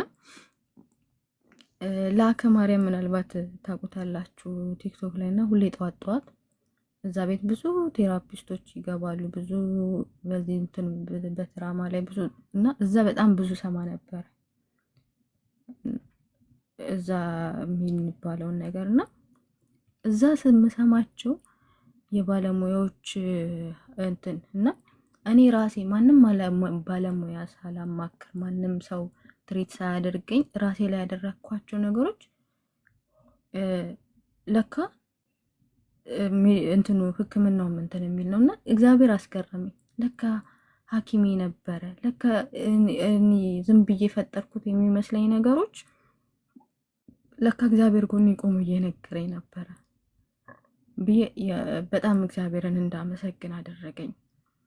ያለ ማንም ሁሌም የምለው በቃ እግዚአብሔር በእኔ ህይወት ውስጥ ማንም ሰው ክሬዲት እንዲወስድ ስላልፈለገ ነው ሁሉን ጀርባ እንዲሰጠኝ ያደረገው ብዬ ነው ማምነው። የእውነት ነው ብላችሁ በእኔ ውስጥ ከሲጀመር አሁን እስካለሁበት ድረስ ማንም ሰው ክሬዲት የሚወስድ የለም በቃ የትኛውም ነገር ላይ ማለት ነውና ለካ በምክንያት ነው። አትሊስት ሐኪም እንኳን አማክሬ ምናምን ቢሆን ኖሮ የሆነ ጊዜ እኮ ሐኪም አማክሬ እንደዚህ ያግዙኛል የምላቸው ሊኖር ይችል ነበር፣ ግን የለም። የእውነት ነው የምላችሁ የሆነ ሰዓት ላይ ሐኪም ቤት መግባት የነበረብኝ ሲቹዌሽን ሁሉ ነበረ። በቃ ቀን በቀን ራስ መሳት ማለት ቀላል አይደለም። በቃ ለቅሶ ነው ቀራሴን ስቼ ቤቴ ነው ገብቼ ተኝቼ ምናምን እንትን ማሳልፈው እና በዛ ሁሉ ውስጥ እግዚአብሔር እንዴት እንዳድርጎ እንትን እንዳለኝ በደንብ እርግጠኛ ሆኜ እንዳቀው ማለትም ሰዎች ሲረዱን ሲያግዙን እናውቀዋለን እከሌ ብለን በስም ለይተናቸው እናውቃቸዋለን። እኔም እግዚአብሔር በህይወቴ እያንዳንዱን ነገር ሲያደርግ በደንብ አድርጌ ለይቼ እሱ እንደሆነ አውቄ በተለይ ብዙ ነገር እሞክርና ማለትም ለማስተካከል በራሴ መንገድ ሄጄ ያቅተኝና ወይ ተጋጭቼ ወይ ወድቄ ስመለስ ነገሩ በማግስቱ በቃ አልችልም ብዬ ትቼው የነበረ ነገር ተስተካክሎ ሳይ ለካ እግዚአብሔር ሁሉን እስኪ በቃኝ ነው። ምናልባት በዛ ነገር ውስጥ የሆነ ነገር አድርጌ ራሴን እንደዚህ አድርጌ ነበር እንዳልል ዝም ይለኝና እስከ መጨረሻው ሰዓት በመጨረሻ ግን ነገሩን አስተካክሎ እግዚአብሔር እኮ እንዲያደረገ ብዬ ጨርሰዋለሁ ማለት ነው። የእውነት ነው ይሄ ማውራላችሁ የእውነት የኖርኩትን ህይወት ነው። በእያንዳንዱ ቀኖቼ ውስጥ ያሳለፍኳቸው ናቸው። በጣም ብዙ ምናልባት ለሚዲያም የማይሆን ብዙ ማስፈላጊ ያልሆኑ ነገሮችን ከመሀል አውጥቼ ለእናንተ ይጠቅማል ብዬ ያሰብኩትን ነው እየነገርኳችሁ ያለሁት። ምክንያቱም የሁላችንም ጉዳትና ህመም ይለያያል። ዋናው ግን ሂል ማድረጊያው መንገዱ ስለሆነ ያ ነው የሚጠቅመው ብዬ ስላሰብኩኝ ነው። እና ያኔ በእንቅልፍ ማጣት ውስጥ ምስላቸው ነገሮች አሉ ብያችሁ ነበርና ለራሴ ቃል ገባሁኝ እነኛን ነገሮች ለማሳካት ማለት ነው። እነኛን እንደ ህልም እንደ ቀልድ ያየኋቸውን ነገሮች ማሳካት አለብኝ ብዬ ተነሳሁ እና ያንን ሳስብና ስነሳ የእውነት ነው የምላችሁ አሁንም እስቃለሁ። ያንን ሐሳብ ለማሳካት መነሳቴ በራሱ ሰው ህልም እንዴት ማለትም ዝም ብሎ እንደ ቅዠት የምታዩት ነገር አለ አይደለ? ባለፈው ሀሴት እንዳለችው ኦባማን እንደማግኘት ምናምን የሚመስሉ ነገሮች እና ብታምኑ ባታምኑ 75% የዛኔ ያለምኳቸውን ህልሞች አሳክቻለሁ። 25 ሊቀረኝ እሱ ይሳካል እና ያንን ነገር ስነሳ የመጀመሪያ እኔ የኖርኩትን ህይወት ሰዎች መኖር የለባቸው መርገም የለባቸውም ብዬ አስባለሁ። በቃ ለእኔ ትላንት ህመም የነበሩ ነገሮች ዛሬ ወደ ኋላ ተመልሼ ራሴን ማከም አልችልም እና እዛ ቦታ ላይ ደርሼ ያንን ያጣሁትን ነገር እንትን ብዬ መመለስ አልችልም። ስለዚህ ያለኝ አማራጭ ምንድነው? ዛሬ ላይ ያንን እኔ የማሳልፈውን ህይወት የሚያሳልፍን ሰው ከጎኑ መቆም እንዳለብኝ አንዴ መጀመሪያ እንትን ያልኩት ነው። በህይወታችን ሰው በጣም እርቦን ቁርስ ሳንበላ ሳይኖርም ቀርቶ ወይ ቸኩለን ምሳሳት ላይ ደርሰን ምሳሳት ላይ መንበላ የምሳሳትን ፖርሽን ብቻ ነው የቁርስንም ጨምረን አንበላው። ካለፈ በየትኛውም መንገድ ሆኖ አልፏል። በቃ ቁርሴንም አልበላውም የቁርሴንም ፋንታ የምሳዬንም ፋንታ አምጡና ልብላ የሚል ሰው ያለ አይመስለኝም። እና በህይወታችን ያለፉ ነገሮች በቃ አልፈዋል። ደግመን መልሰን እንትን የምንለው ነገር የለም። በቃ ዛሬ ላይ ስንደርስ የምንኖረው ዛሬን ነው እንጂ የትላንትናንም ጭምር አይደለም። ሁሌም ለሰዎች የምለው ዛሬ ላይ ስንኖር ነገ ደርሰን ለነገ የምንጨነቅላት ነገ ላይ ደርሰን ትላንት የምንለው ታሪክ እንዲኖረን ዛሬን መኖር አለብን። እኔ የእውነት ነው የምላችሁ ረጅሙን ዓመት ያለ መፍትሄ የኖርኩት ነገ ምን ይፈጠር ይሆን ብያልኩ ዛሬን መኖር አቅቶኝ ነበር። የተሰጠኝን እድሜ የተሰጠኝ ትምህርቴን አጣሁኝ፣ ጤናዬን አጣሁኝ፣ እንቅልፌን አጣሁኝ። ነገ ስለሚባለው ቀን ስጨነቅ ማለት ነው። እና የአብዛኛው ሰው ነው ብዬ የማስበው ነገ ዛሬያችንን ይቀማናልና በተቻለን መጠን ዛሬን መኖር መልመድ አለብንና የዛሬን ሰው መሆን እንዳለብኝ ለራሴ ቃል ገባሁኝ።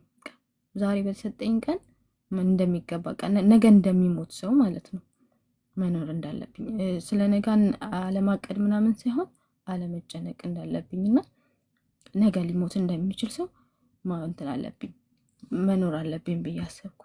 እና ሌላው ደግሞ ያደረኩት ነገር ብዙ ጊዜ ከኔ በእድሜም በእውቀትም ከበለጡ ሰዎች ጋር ነበረና ብዙ ጊዜ መውለው የምሰማውና የእነሱን ታሪክ ስሰማ ብዙ የሚቆጩባቸው ነገሮች አሉ። ወይኔ እንደዚህ አድርጌ ነበረ ባደርግ ኖሮ ምናምን ብሎ የሚቆጩባቸውን ነገሮች ዛሬ ላይ እኔ ለምን ነገ ከመቆጨት በፊት ባገኘሁት አጋጣሚ እነሱ የሚቆጩበትን ነገር ለምን እኔ ማድረግ አልችልም ብዬ ማሰብ ጀመርኩ። ሌላው ደግሞ እናቴን መካስ እንዳለብኝ ተሰማኝ። የእውነት ማረፍ ያለባት ሴት ግን በቃ አትሊስት በእኔ እንኳን ማረፍ አለባት። በቃ ከእንግዲህ ሌላ ተስፋ የላትም፣ ያላት እኔ ነኝ። ብዙ ዋጋ ከፍላለች ለራሷም ለእኔም እና ለእሷ መኖር እንዳለብኝ እሷን ማሳረፍ እንዳለብኝ ለራሴ ቃል ገባው። ሌላው ለአባቴ ነው በቃ የመጨረሻው የነበረው እና ብዙ ነገሮችን እንትን ያልኩበት ብዙ ነገሮችን ያጣሁበት ስለሆነ ምን እንደማደርግ ግራ ይገባኝ ነበር እና ወዱ አይደለም በቃ የነበረው የእሱን ቁጭት እኔ ላይ መወጣት ስለሚፈልግ ማለትም በቃ ይመስለኛል የተገፋ የተተወ ስለሆነ በእኔ ያንን ቁጭት የካሳዬ ልጅ እኮ እንዲባል ይፈልግ ነው። የካሳዬ ልጅ እኮ ጎበዝ ልጅ ናት፣ የካሳዬ ልጅ እኮ ጨዋ ልጅ ናት፣ የካሳዬ ልጅ እኮ እንዲህ ናት እንዲባል ይፈልግ ነበር ይመስለኛል። እና ለዛም ነው ያንን ጫና ሲያደርግብኝ የነበረው። ለምን ታዲያ እኔስ ዛሬ ላይ ባይኖርም የካሳዬ ልጅ ብዬ ለምን ራሴን አላስጠራም ስሙንም አላስጠራም ብዬ አሰብኩ እና ኢቭን በቃ ብዙ ነገሮችን በዛን ሰዓት እንደ ህልም እንደ ቅዠት አድርጌ ራሴን ዝናናባቸውን ነገሮች እግዚአብሔር በብዙ ረዳኝ። የእውነት ዝም ብዬ አንዳንዴ ሳስበው የራሴ ታሪክ እንኳን የሌላ ሰው ታሪክ እስኪመስለኝ እንትን እምልባቸው ጊዜዎች አሉ። እውነት ያ ጊዜ አለፈ ብዬ እምላቸው ማለት ነው። ግን እግዚአብሔርን በመጠበቅ ውስጥ ማረፍ የለም ማፈር የለም። እግዚአብሔርን በመጠበቅ ውስጥ ጊዜው ይረዝማል መቼ እንደሆነ አናውቀውም እንጂ ከመሆን የሚያግደው ነገር የለም። እኔ 20 ምናምን ዓመት የተጨነቅኩበት የታመምኩበት ነገሮች በ3 ዓመት ሙሉ ተጠናቆ አይቻለሁ። በጣም ሙሉ ለሙሉ ሂል ሆኛለሁ፣ ነፃ ሆኛለሁ ብዬ ማስባቸው እነኚህ 3 ዓመቶች ነውና ላለፉት 9 ዓመት አባቴ ከሞተ በኋላ ላሳካቸው ላከናውናቸው መፈለጋቸው ነገሮች ግን እንቅልፍና ጤናዬን ያሳጡኝ በ3 ዓመት ውስጥ ሆነው አይቻለሁና ትልቁ የዛሬ ፖይንቴ በዚህ ሁሉ ውስጥ ስናልፍ እንደ ክርስቲያን ብዙ የምንፈተንባቸው ነገሮች አሉ። ጌታን ቃምነ ነው እግዚአብሔርን ጠብቀ ነው እግዚአብሔር መልስ ሳይሰጥ ሲቀር በጣም ብዙ እንፈተናለን እና ግድ የለም ለዛ መልስ የሚሆነው ግድ የለም እንጠብቀው። የራሱ ጊዜና ሰዓት አለው። ከኛ የሚጠበቀውን ደግሞ እያደረገ መሄድ አለብን። ከምንም በላይ ላዘንባቸው ሰዎች ይቅርታ እናድርግላቸው። ለበደሉን ሰዎች፣ ገፉን፣ ተውን ለምንላቸው ሰዎች ራሳችንን ደግሞ እነሱ ቦታ አይተን እኛ ሰዎችን ምን ያህል እንፈልጋቸዋለን? እኛን የሚፈልጉ ሰዎች እኮ አሉ እና ያንን ነገር እኛ እንዲደረግልን የምንፈልጋቸውን ነገሮች ለሰዎች ማድረግ መቻል ያ ትልቁ እንትን ነው እና አሁንም ደግሜ የምላችሁ ቀላል አይደለም። እኔ ከ13 ዓመት በላይ ታግዬ ነው ዛሬ እዚህ ላይ ደርሼ አሁን እኔ እንደዚህ ደኛለሁ ደህና ሆኛለሁ ብዬ ለማውራት የበቃሁት 13 ዓመት ሙሉ ታግያለሁ። ራሴን አውቄ ከዚህ ነገር ውስጥ እንትን ለማለት ማለት ነው እና አሁንም በዚህ ውስጥ ላላችሁ በዚህ ውስጥ ለምታልፉ እምለው ነገር ቢኖር እግዚአብሔርን ጠብቁት። ከእናንተ የሚጠበቀውን ነገር አድርጉ። ዛሬ ኑሩ። የተሰጣችሁን ቀን ተጠቀሙበት። ነገ ምን እንደሚፈጠር አናቅም። ቀጥሎ ምን እንደሚፈጠር አናቅም እና የእውነት ነው። እኔ ብዙ ጊዜ ትልልቅ ሰዎች እንዲህ ሲያወሩ በጣም ሲጸጸቱ ሲቆጩ ሳይ የእውነት ነው ጌታ ሆይ ከምንም በላይ ምጸጸትበት ታሪክ እንዳይኖር እንዲህ ባደረኩ ብዬ የምለው ነገር እንዳይኖር ሁሌም የምለው እኔ ከዚህ በላይ እፈተናለሁ ብዬ አልጠብቅም። ከእንግዲህ ማየት ያለብኝን ነገሮች ሁሉ አይቻለሁ። መፈተን ባለብኝ ልክ ተፈትኛለሁ። መማር ባለብኝ ልክ ተምሬያለሁ ብዬ አስባለሁ። በእያንዳንዱ ነገር ደግሞ እግዚአብሔር ዓላማ ስለነበረው እያንዳንዱ ነገሮች እንዳስተውል እንዳያደርጉኛል። ከምንም በላይ ልቤን ለውጦልኛል። የእውነት ነው የምላችሁ ልቤ እጅግ በጣም ነው የሚያስገርመኝ ለራሴ። እኔ የሆኑ ቤተሰቦች ነበሩ የሚገርማችሁ እሱን ታሪክ ማስገባት አልፈለኩም ነበርና እነሱን ሰዎች ይቅርታ ማድረጌን በተግባር ሳሳያቸው የመጀመሪያ መልሶ የነበረው ሚታገም ምን አይነት ልብን ያለሽ ነው ያለች እና የእውነት ልብ እግዚአብሔር የእሱን ልብ ሰጠኝ። ምራራ ሰው አደረገኝ። የሰዎች ህመም ያመኛል። ሰዎች ህመማቸውን ሲያወሩኝ የራሴ ህመም ትዝ ስለሚለኝ የራሴ ትዝ ስለሚለኝ ሁሌም እንትን እላለሁ። እሾክ የወጋንና በስለት የተወጋን ሰው እኩል ትሪት አናደርግም አይደል? ለመንቀል እንኳን ስንሞክር እሾኩንና ስለቱን እኩል አይደለም እና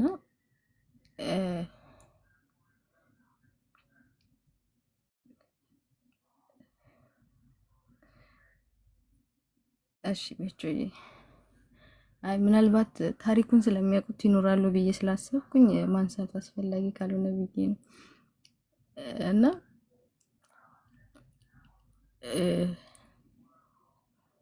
የእውነት ነው የምላችሁ ከምንም በላይ በሰው ነው የተጎዳሁት። በሰው ነው ብዙ ነገሮችን እንትን ያልኩትና ይቅርታ ባለማድረግ ምን ያህል ህመማችንን እንደሚያረዝም በእኔ አይቼዋለሁ። 9 ዓመት ህመሜን ያረዘመብኝ ሌሎች ነገሮቹ ከባድ ሆኖ ሳይሆን ለካ ያሉን ሁሉ ዓመት እንደዛ የታመንኩት ቂምና በቀልን ውስጥ ይዤ ስለነበር የእውነት ነው የምላችሁ ጌታ ሆይ አንተ ብቻ አሳካልኝ እንጂ እነኝን ሰዎች እንዴት አድርጌ እንደምበቀላቸው ብዬ ማሰባቸው ናቸው። ከዛን ልቤ ሲቀየር ደግሞ ምን ማሰብ ጀመርኩ፣ ጌታ እድሉን ስጠኝና ላስተምራቸው። በቃ የሆነ እንትን የሚባል በቀል አለ አይደለ? መልካም በቀል ሰይጣን ለክፉ በቀል እንደሚያግዘን ሁሉ እግዚአብሔርም ለመልካም በቀል እጅጉን እንደሚያግዘኝ እኔ ምስክር ነኝ። ማለትም ሰዎች ሰውን ሲያጠፉ ሰውን ሲገሉ እኮ ቀላቸው አይደለም የምር። ግን በቃ ለዛ በቀላቸው ስለሚተጉ ሰይጣንም ያግዛቸዋል። እንደዛውም ከኔ ደግሞ እኔ በራሴ ህይወት እንትን ያልኩት የእውነት እነሱን ለመበቀል ባደረኩት ጥረት ነው የተሳካልኝ ከምላችሁ በላይ የበቀል በቀን ይሁን እዚህ ጋር ደርሼ እነሱን ማስተምርበትን ስጠኝ ብዬ ነገሮች የተሳኩት እና ዛሬ ላይ እኔ የእውነት ነው የምላችሁ ማናቸውም የበደሉኝ የምላቸው ሰዎች በተለይ አሁን ባለፈው ሄጄ ነበር ኢትዮጵያና ታምኑኛላችሁ ያኔ በህልሜ እንደዚህ በምስላቸው ጊዜ የሆነ ቀን ሰዎች ይሉኛል ብዬ የምጠብቃቸዋል አይደለ እና እምስቅበት ሁሉም ሰው ያንን ነገር ሲያወጣ ሳይ አቤት እግዚአብሔር ነው ያልኩት። በቃ አንዳቸውንም የበደሉኝ የምላቸውን ሰዎች አንዳቸውንም እንዲያደርጋችሁኛል ብዬ አላልኳቸውም። ለምን እንደዚህ ሆነ ብዬ አላልኳቸውም። አሁንም ሲሄድ በሰላም ሁሉም ጋር ሲሄድ ሁሉም ራሳቸው ነበሩ እንትን ያሉትን ነገር በቃ ለእናቴ እንኳን ቴስቲሞኒ ሲነግሯት ምን አይነት ልጅ ነው ከማን የተፈጠረ እሷማ ከኛ ቤተሰብ አይደለችም እስኪባል ድረስ ማለት ነውና የእውነት ይከብዳል። የእውነት ነው የምላችሁ እኔ ሳልሳቀቅ በጣም በድፍረት የምናገረው አድርጌው ጠቅሞኝ ደግሞ በጣም በቃ አፍርቼበት ስላየሁት ነው። የእውነት ነው የምላችሁ ያንን ባላደርግ ኖሮ እስቲ ለኔ እዛው ቦታ ነበርኩ። የእውነት ብዙ ሰው አሁን በሄድኩት አጋጣሚ አንቺ ግን የሚያምሽ ነገር እንዴት ነሽ? የሚያምሽ ነገር ተወሽ? የምር እስከዛሬ ግን አላመመሽም? እዛ ሰው ሀገር ነው ሁሉም ሰው ጥያቄው የነበረው። ትምህርት ቤት ሲያመኛዩ፣ ስራ ቦታ ሲያመኛዩ ስለነበረ የሁሉ አመት እንኳን ጤነኛ ሆኜ የምኖር አልመሰላቸውም ነበርና አይቻልም። በጣም ነው የሚከብደው፣ ግን እግዚአብሔር ይረዳል። የእውነት እንደማትችሉ ለእግዚአብሔር ንገሩት። የማያስችለው ነገር የለም። የእውነት ነው የምላችሁ እኔ አልችልም ብያለሁ። ጌታ ሁሌም እለዋለሁ ለራሴ አሳልፍ አትስጠኝ። ለራሴ የሰጠኝ ቀን ከባድ ነው። በእኔ የምችለው ነገር የለም። በቃ እንደ ፈቃድህ ልቤን አንተ ተቆጣጠር እላለሁ። እና ቤቾዬ ብዙ ነገሮችን ነግሬያታለሁ፣ እያንዳንዱን ዲቴል ማለት ነው። እና ይቻላል እንዴ ስትለኝ ነበር እሷ ራሱ። እና እግዚአብሔር ያስችላል። የእውነት ነው የምላችሁ። የእውነት መዳን ከፈለጋችሁ፣ የእውነት መቀጠል ከፈለጋችሁ፣ የእውነት ሰላማዊ ሰው መሆን ከፈለጋችሁ እግዚአብሔር እንደሚያስችል እመኑ። ከዛን ያንን ለማድረግ እርምጃ ውሰዱ። በቃ ወስኑና ውሰዱ።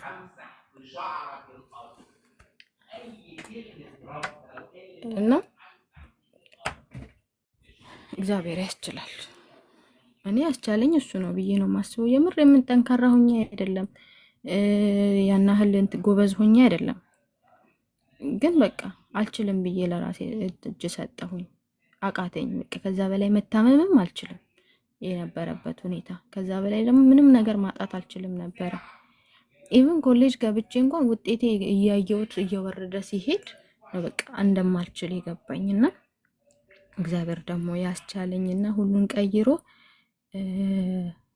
በቃ ያልኳችሁ በህልሜ አለማቸው ስላችሁ የነበሩትን እናቴን ማሳረፍ፣ ለእናቴ ቤት መስራት የነበሩትን ነገር አሳካው። ኢቨን ቤት እንኳን ስሰራ ያዛኔ የሳልኳትን ቤት ነበር ኢንጂነሯን የነበርኩኝና እንደዚህ ያርጉ እንዲያርጉ ስላቸው አንቺ ያምሻል እንዴ እንደዚህ ምን አገባችሁ ነው ያልኳችሁን ብቻ አድርጉ ነበር ምላቸው። ምክንያቱም ስላት የነበራቸው ስለነበረና ያንን አደረግኩኝ።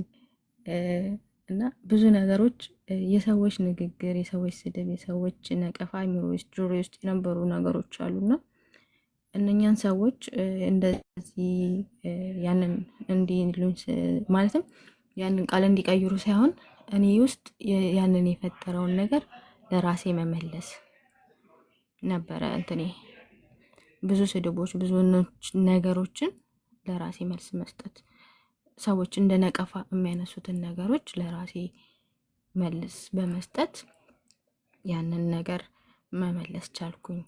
በስተመጨረሻም ለአባቴም ደግሞ አንድ ነገር አደረግኩኝ። ምናልባት የእውነት ከዛ ታሪኩን ከሰማሁ በኋላ አባቴ በጣም አሳዘነኝ። በቃ አይወደኝም ብዬ እንትን ያልኳቸውን ጊዜዎች ሁላ አዘንኩባቸው። ምን አለ እንደ እናቴ ለመስማት ለመቅረብ ለማወቅ በጣርኩኝ ብዬ እንትን አለኝ። ካለፈ በኋላም ቢሆንም አንድ ነገር ለራሴ ወሰንኩ። አባቴን እኔ በህይወት እስካለው ድረስ በቃ እኔን ተክቶ ሄዷል። በወጣትነቱም ቢያልፍ ብዙ እንትን እንደነበረው አውቃለሁ። ማለትም ብዙ ቁጭቶች ነበሩት፣ ብዙ ሊያደርጋቸው ሊያሳካቸው የሚፈልጋቸው ነገሮች ነበሩ። ግን የነበሩ ሁኔታ አልፈቀደለትም፣ አልፏል። እና የእሱን ስም ማስጠራት እንዳለብኝ ተሰማኝ። የካሳዬ ልጅ ተብሎ ሲነሳ የሆነ ኳሊቲ ሊኖረኝ ይገባል። በቃ አብዛኛው የእሱ ጓደኞች የሚያውቁኝ ስሜን እንኳን አያውቁትም የካሳዬ ልጅ በሚል እንጂ። ስለዚህ ያለኝ እንትን አንድ ነገር ነበረ። የራሴም ጉለት የምላቸው ኢንተረስቱም ስለነበረኝ ልጆች ላይ በአባቴ ስም የልጆች ፋውንዴሽን እንትን ብዬ በአባቴ ስም የልጆች ፋውንዴሽን ከፍቻለሁ። አሁን 3 ዓመት ሆኖታል ስራ ከጀመረ። የካሳዬ ልጅ የልጆች ሁለንተናዊ ድጋፍ አሁን ላይ አባቴ ብዙ ልጆች አሉት በስሙ የሚጠራ። ሁሌም ካሳዬ ሲባል የሚነሳ ታሪክ አለው። እኔ እንኳን ባልፍ እሙ ሳይሆን የሚባለው የካሳዬ ልጅ እኮ እንደዚህ አድርጋ ነበረ ነው የሚባለው። እና ያ ጎልቶ እንዲታይ እግዚአብሔር ረዳኝ። የእውነት ነው የምላችሁ። ያንን እኔ የምችለው አልነበረም። ዝም ብዬ ነበረ እንትን ብለው የነበረው። ግን እግዚአብሔር መንገዶችን አመቻቸልኝ፣ አጋጣሚዎችን ሰጠኝና ምናልባት በፎቶ ላስገባላችሁ እችላለሁ። እና አሁን ላይ ወደ 40 የሚሆኑ የካሳዬ ልጆች አሉኝና ወንድሞች አሉኝ። በዛ ለአባቴ ይህንን ነገር አደረግኩኝ። ከምንም በላይ ደግሞ የሚፈልጋትን አይነት ማለትም ልጁን አሁን አንዳንድ ጊዜ ስለ ራሴ የምሰማቸው ነገሮች ያስደነግጡኛል። ነኝ ግን የምላቸው ነገሮች ግን የአባቴ ተጽዕኖ እንደሆነ አውቃለሁ። እንደዛ እንደሆን ስለሚፈልግ እግዚአብሔር ረድቶኛንን ሆኜ አሳይቼዋለሁ ብዬ አስባለሁ። ነፍሱ በዛ ትደሰታለች ብዬ አስባለሁ። እና ሂሊንግ ፕሮሰሴ ይሄንን ይመስል ነበረ፣ ግን ቀላል አይደለም። 13 ዓመት በብዙ እንባ፣ በብዙ ስቃይ፣ በብዙ እንቅልፍ ማጣት ውስጥ ያለፈ 13 ዓመት ነበረኝ። ያልተኖረ ልጅነትን ያለኝ እና ኢቭን ሳቅ እንኳን ጮክ ብሎ መሳቅ አልችልም። እንባ ራሱ ባለፈው ላስታ እየነገርኳት ነበር። እንባ እንኳን የምር በጣም ውስጥ ያዝኖ አልቅሼ እንኳን እንባ ጠብታ አታዩም። አባቴ ከሞተ በኋላ በጣም አልቃሻ እንባ ወርዶ ማልቀስ የቻልኩ ሰው የሆንኩት ማለት ነው። እና አሁን ላይ ወደ ውስጥ ሳይሆን ወደ ውጭ መኖር፣ ወደ ውጭ የሚለውን ነገር ማሳካት ችያለሁ። በቃ መኖር እንደሚገባኝ እየኖርኩ ነው ያለሁት ብዬ አስባለሁ። የዛሬ ሰው ነኝ። ስለ ነገ ላስብ እችላለሁ፣ ግን ቅንጣት ያህል አያስጨንቀኝም። በሚገባ ዛሬን እየኖርኩ እንዳለው እርግጠኛ ስለሆንኩ ማለት ነው።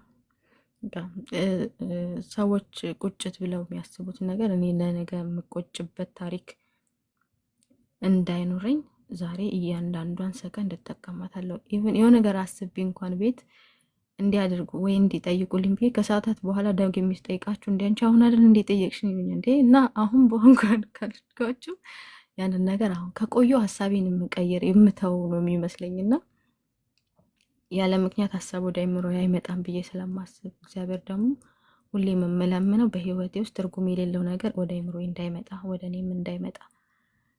አንተ ልታግዛቸው የፈለግከውን ነገር፣ አንተ ማድረግ የምትፈልገውን ነገር በእኔ አልፈህ ልታደርግ ከወደድክ ወደ እኔ አምጣው፣ ግን ካልሆነ እንዳይመጣ ብዬ ሁሌም ነው የምጸልየውና ያንም ነገር እግዚአብሔር አሳክቶልኛል። እግዚአብሔር ይረዳል። የእውነት ነው የምላችሁ፣ ደግሜ ደጋግሜ እግዚአብሔር ይረዳል። ግን በቃ ከኛ አቅም በላይ እንደሆነ እናሳየው፣ እሱ ብቻውን እንደሚችል እናሳየው። በቃ ያ ነው ትልቁ እንትን ብዬ የማስበው። የእውነት ነው የምላችሁ፣ በራሳችን የሞከርን ቀን ነው ድካም የሚበዛበት እና አላንዛዛባችሁ፣ አላርስረዝም፣ ብዙ አውሮ መሰለኝ፣ ግን በተቻለ መጠን ለማሳጠር እየሞከርኩኝ ነው እና እግዚአብሔር መልካም ነው በሁሉም ነገር። ያለ ምክንያት በህይወታችን የሚሆን ነገር የለም። ለእያንዳንዱ ነገር ደግሞ ለእግዚአብሔሩ ክብር ሰጥቶ ማለፍ ደግሞ ትልቁ ቫሊዩ ነው። ማመስገንን የመሰለ ነገር የለም። የእውነት ነው የምላችሁ ማመስገን። እኔ አሁን ብዙ ጊዜ በጣም ሳመሰግን ነው የምታየውና አንዳንዴ ፖስት አለው በቃ ዝም ብዬ ተመስገን ምናምን ብዬ ስፖስት በውስጥ ዛሬ ምን ተገኝቶ ነው የሚሉኝ ሰዎች አሉ። አረ እኔ ምን ማለት ኢቭን ማለት ነው በጣም የማመሰግነው የሆነ ነገር የተበላሸብኝ ቀን ነው ለሰዎች የማይገባቸው ማለት ነው። የሆነ ነገር የተበላሸብኝ ቀን በጣም ይዛለት ምስጋኔ ኦቨር ነው የሚሆነው። ምክንያቱም ምን እንደማስብ ታውቃላችሁ? እግዚአብሔር ይሄን ያበላሸው የተሻለን ነገር በህይወቴ ብዙ በራሴ የሞከርኳቸው የተሻሉ የሚመስሉ ነገሮች ግን ሳይሆኑ እግዚአብሔር ደግሞ ያልጠበቅኩትን የተሻሉ ነገሮች ሰጥቶኝ ስላሳየኝ ማለት ነው። ሁሌም አሁን ሳመሰግን አሁን የቅርብ ሰዎች ተረተውኝ ያገኛል ጓደኞች። ዛሬ ደግሞ ምን ተበላሸ የሚሉኝም አሉ እና ማመስገን አንደኛ ለጠፋው ነገር ልባችን እንዳያዘን ያደርገናል። በዛ ነገር ላይ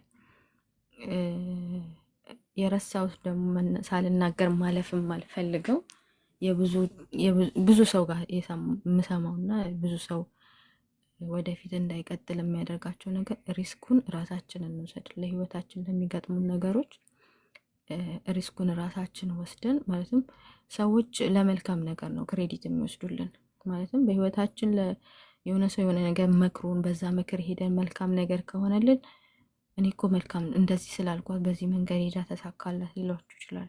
በዛው ምክር ሄዳችሁ ግን የወደቃችሁለት ዞር ብሏችሁ የሚያችሁ የለም። ያኔ ታዲያ ምንድነው የሚፈጠረው? ያ ውድቀታችሁ መማሪያችሁ ሳይሆን መጥፊያችሁ ነው የሚሆነው። ምክንያቱም የዛን ሰው ሀሳብ ስለሆነ ሁሌ እሱ ባይላይ ኖሮ እኮ እሱ እንትን ባይላይ ኖሮ ብለን ስህተታችን እንኳን የቱ ጋር እንዳለ መገንዘብ አንችልም እና በዛ ነገር ወድቀን እንቀራለን። በቻልነው ነገር የራሳችንን የመጨረሻ ዲሲሽን ሜከር ራሳችንን እንሆን ለምንወስናቸው በህይወታችን ለምናደርጋቸው ነገሮች። ያኔ ከውድቀታችን እንማራለን፣ ከስኬታችን ደግሞ እግዚአብሔርን አመስግነን ለእግዚአብሔር ክሬድን ሰጥተን እናልፋለን።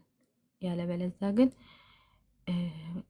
በሰዎች እያማረርን እዛው ቦታ ላይ እንቀራለን። ለእኔ ትልቁ ነገሬ በህይወቴ በጣም ብዙ ከባባድ ውሳኔዎች ወስኜ አውቃለሁ፣ በጣም ማለት ነው በዚህ 13 ዓመት ውስጥ።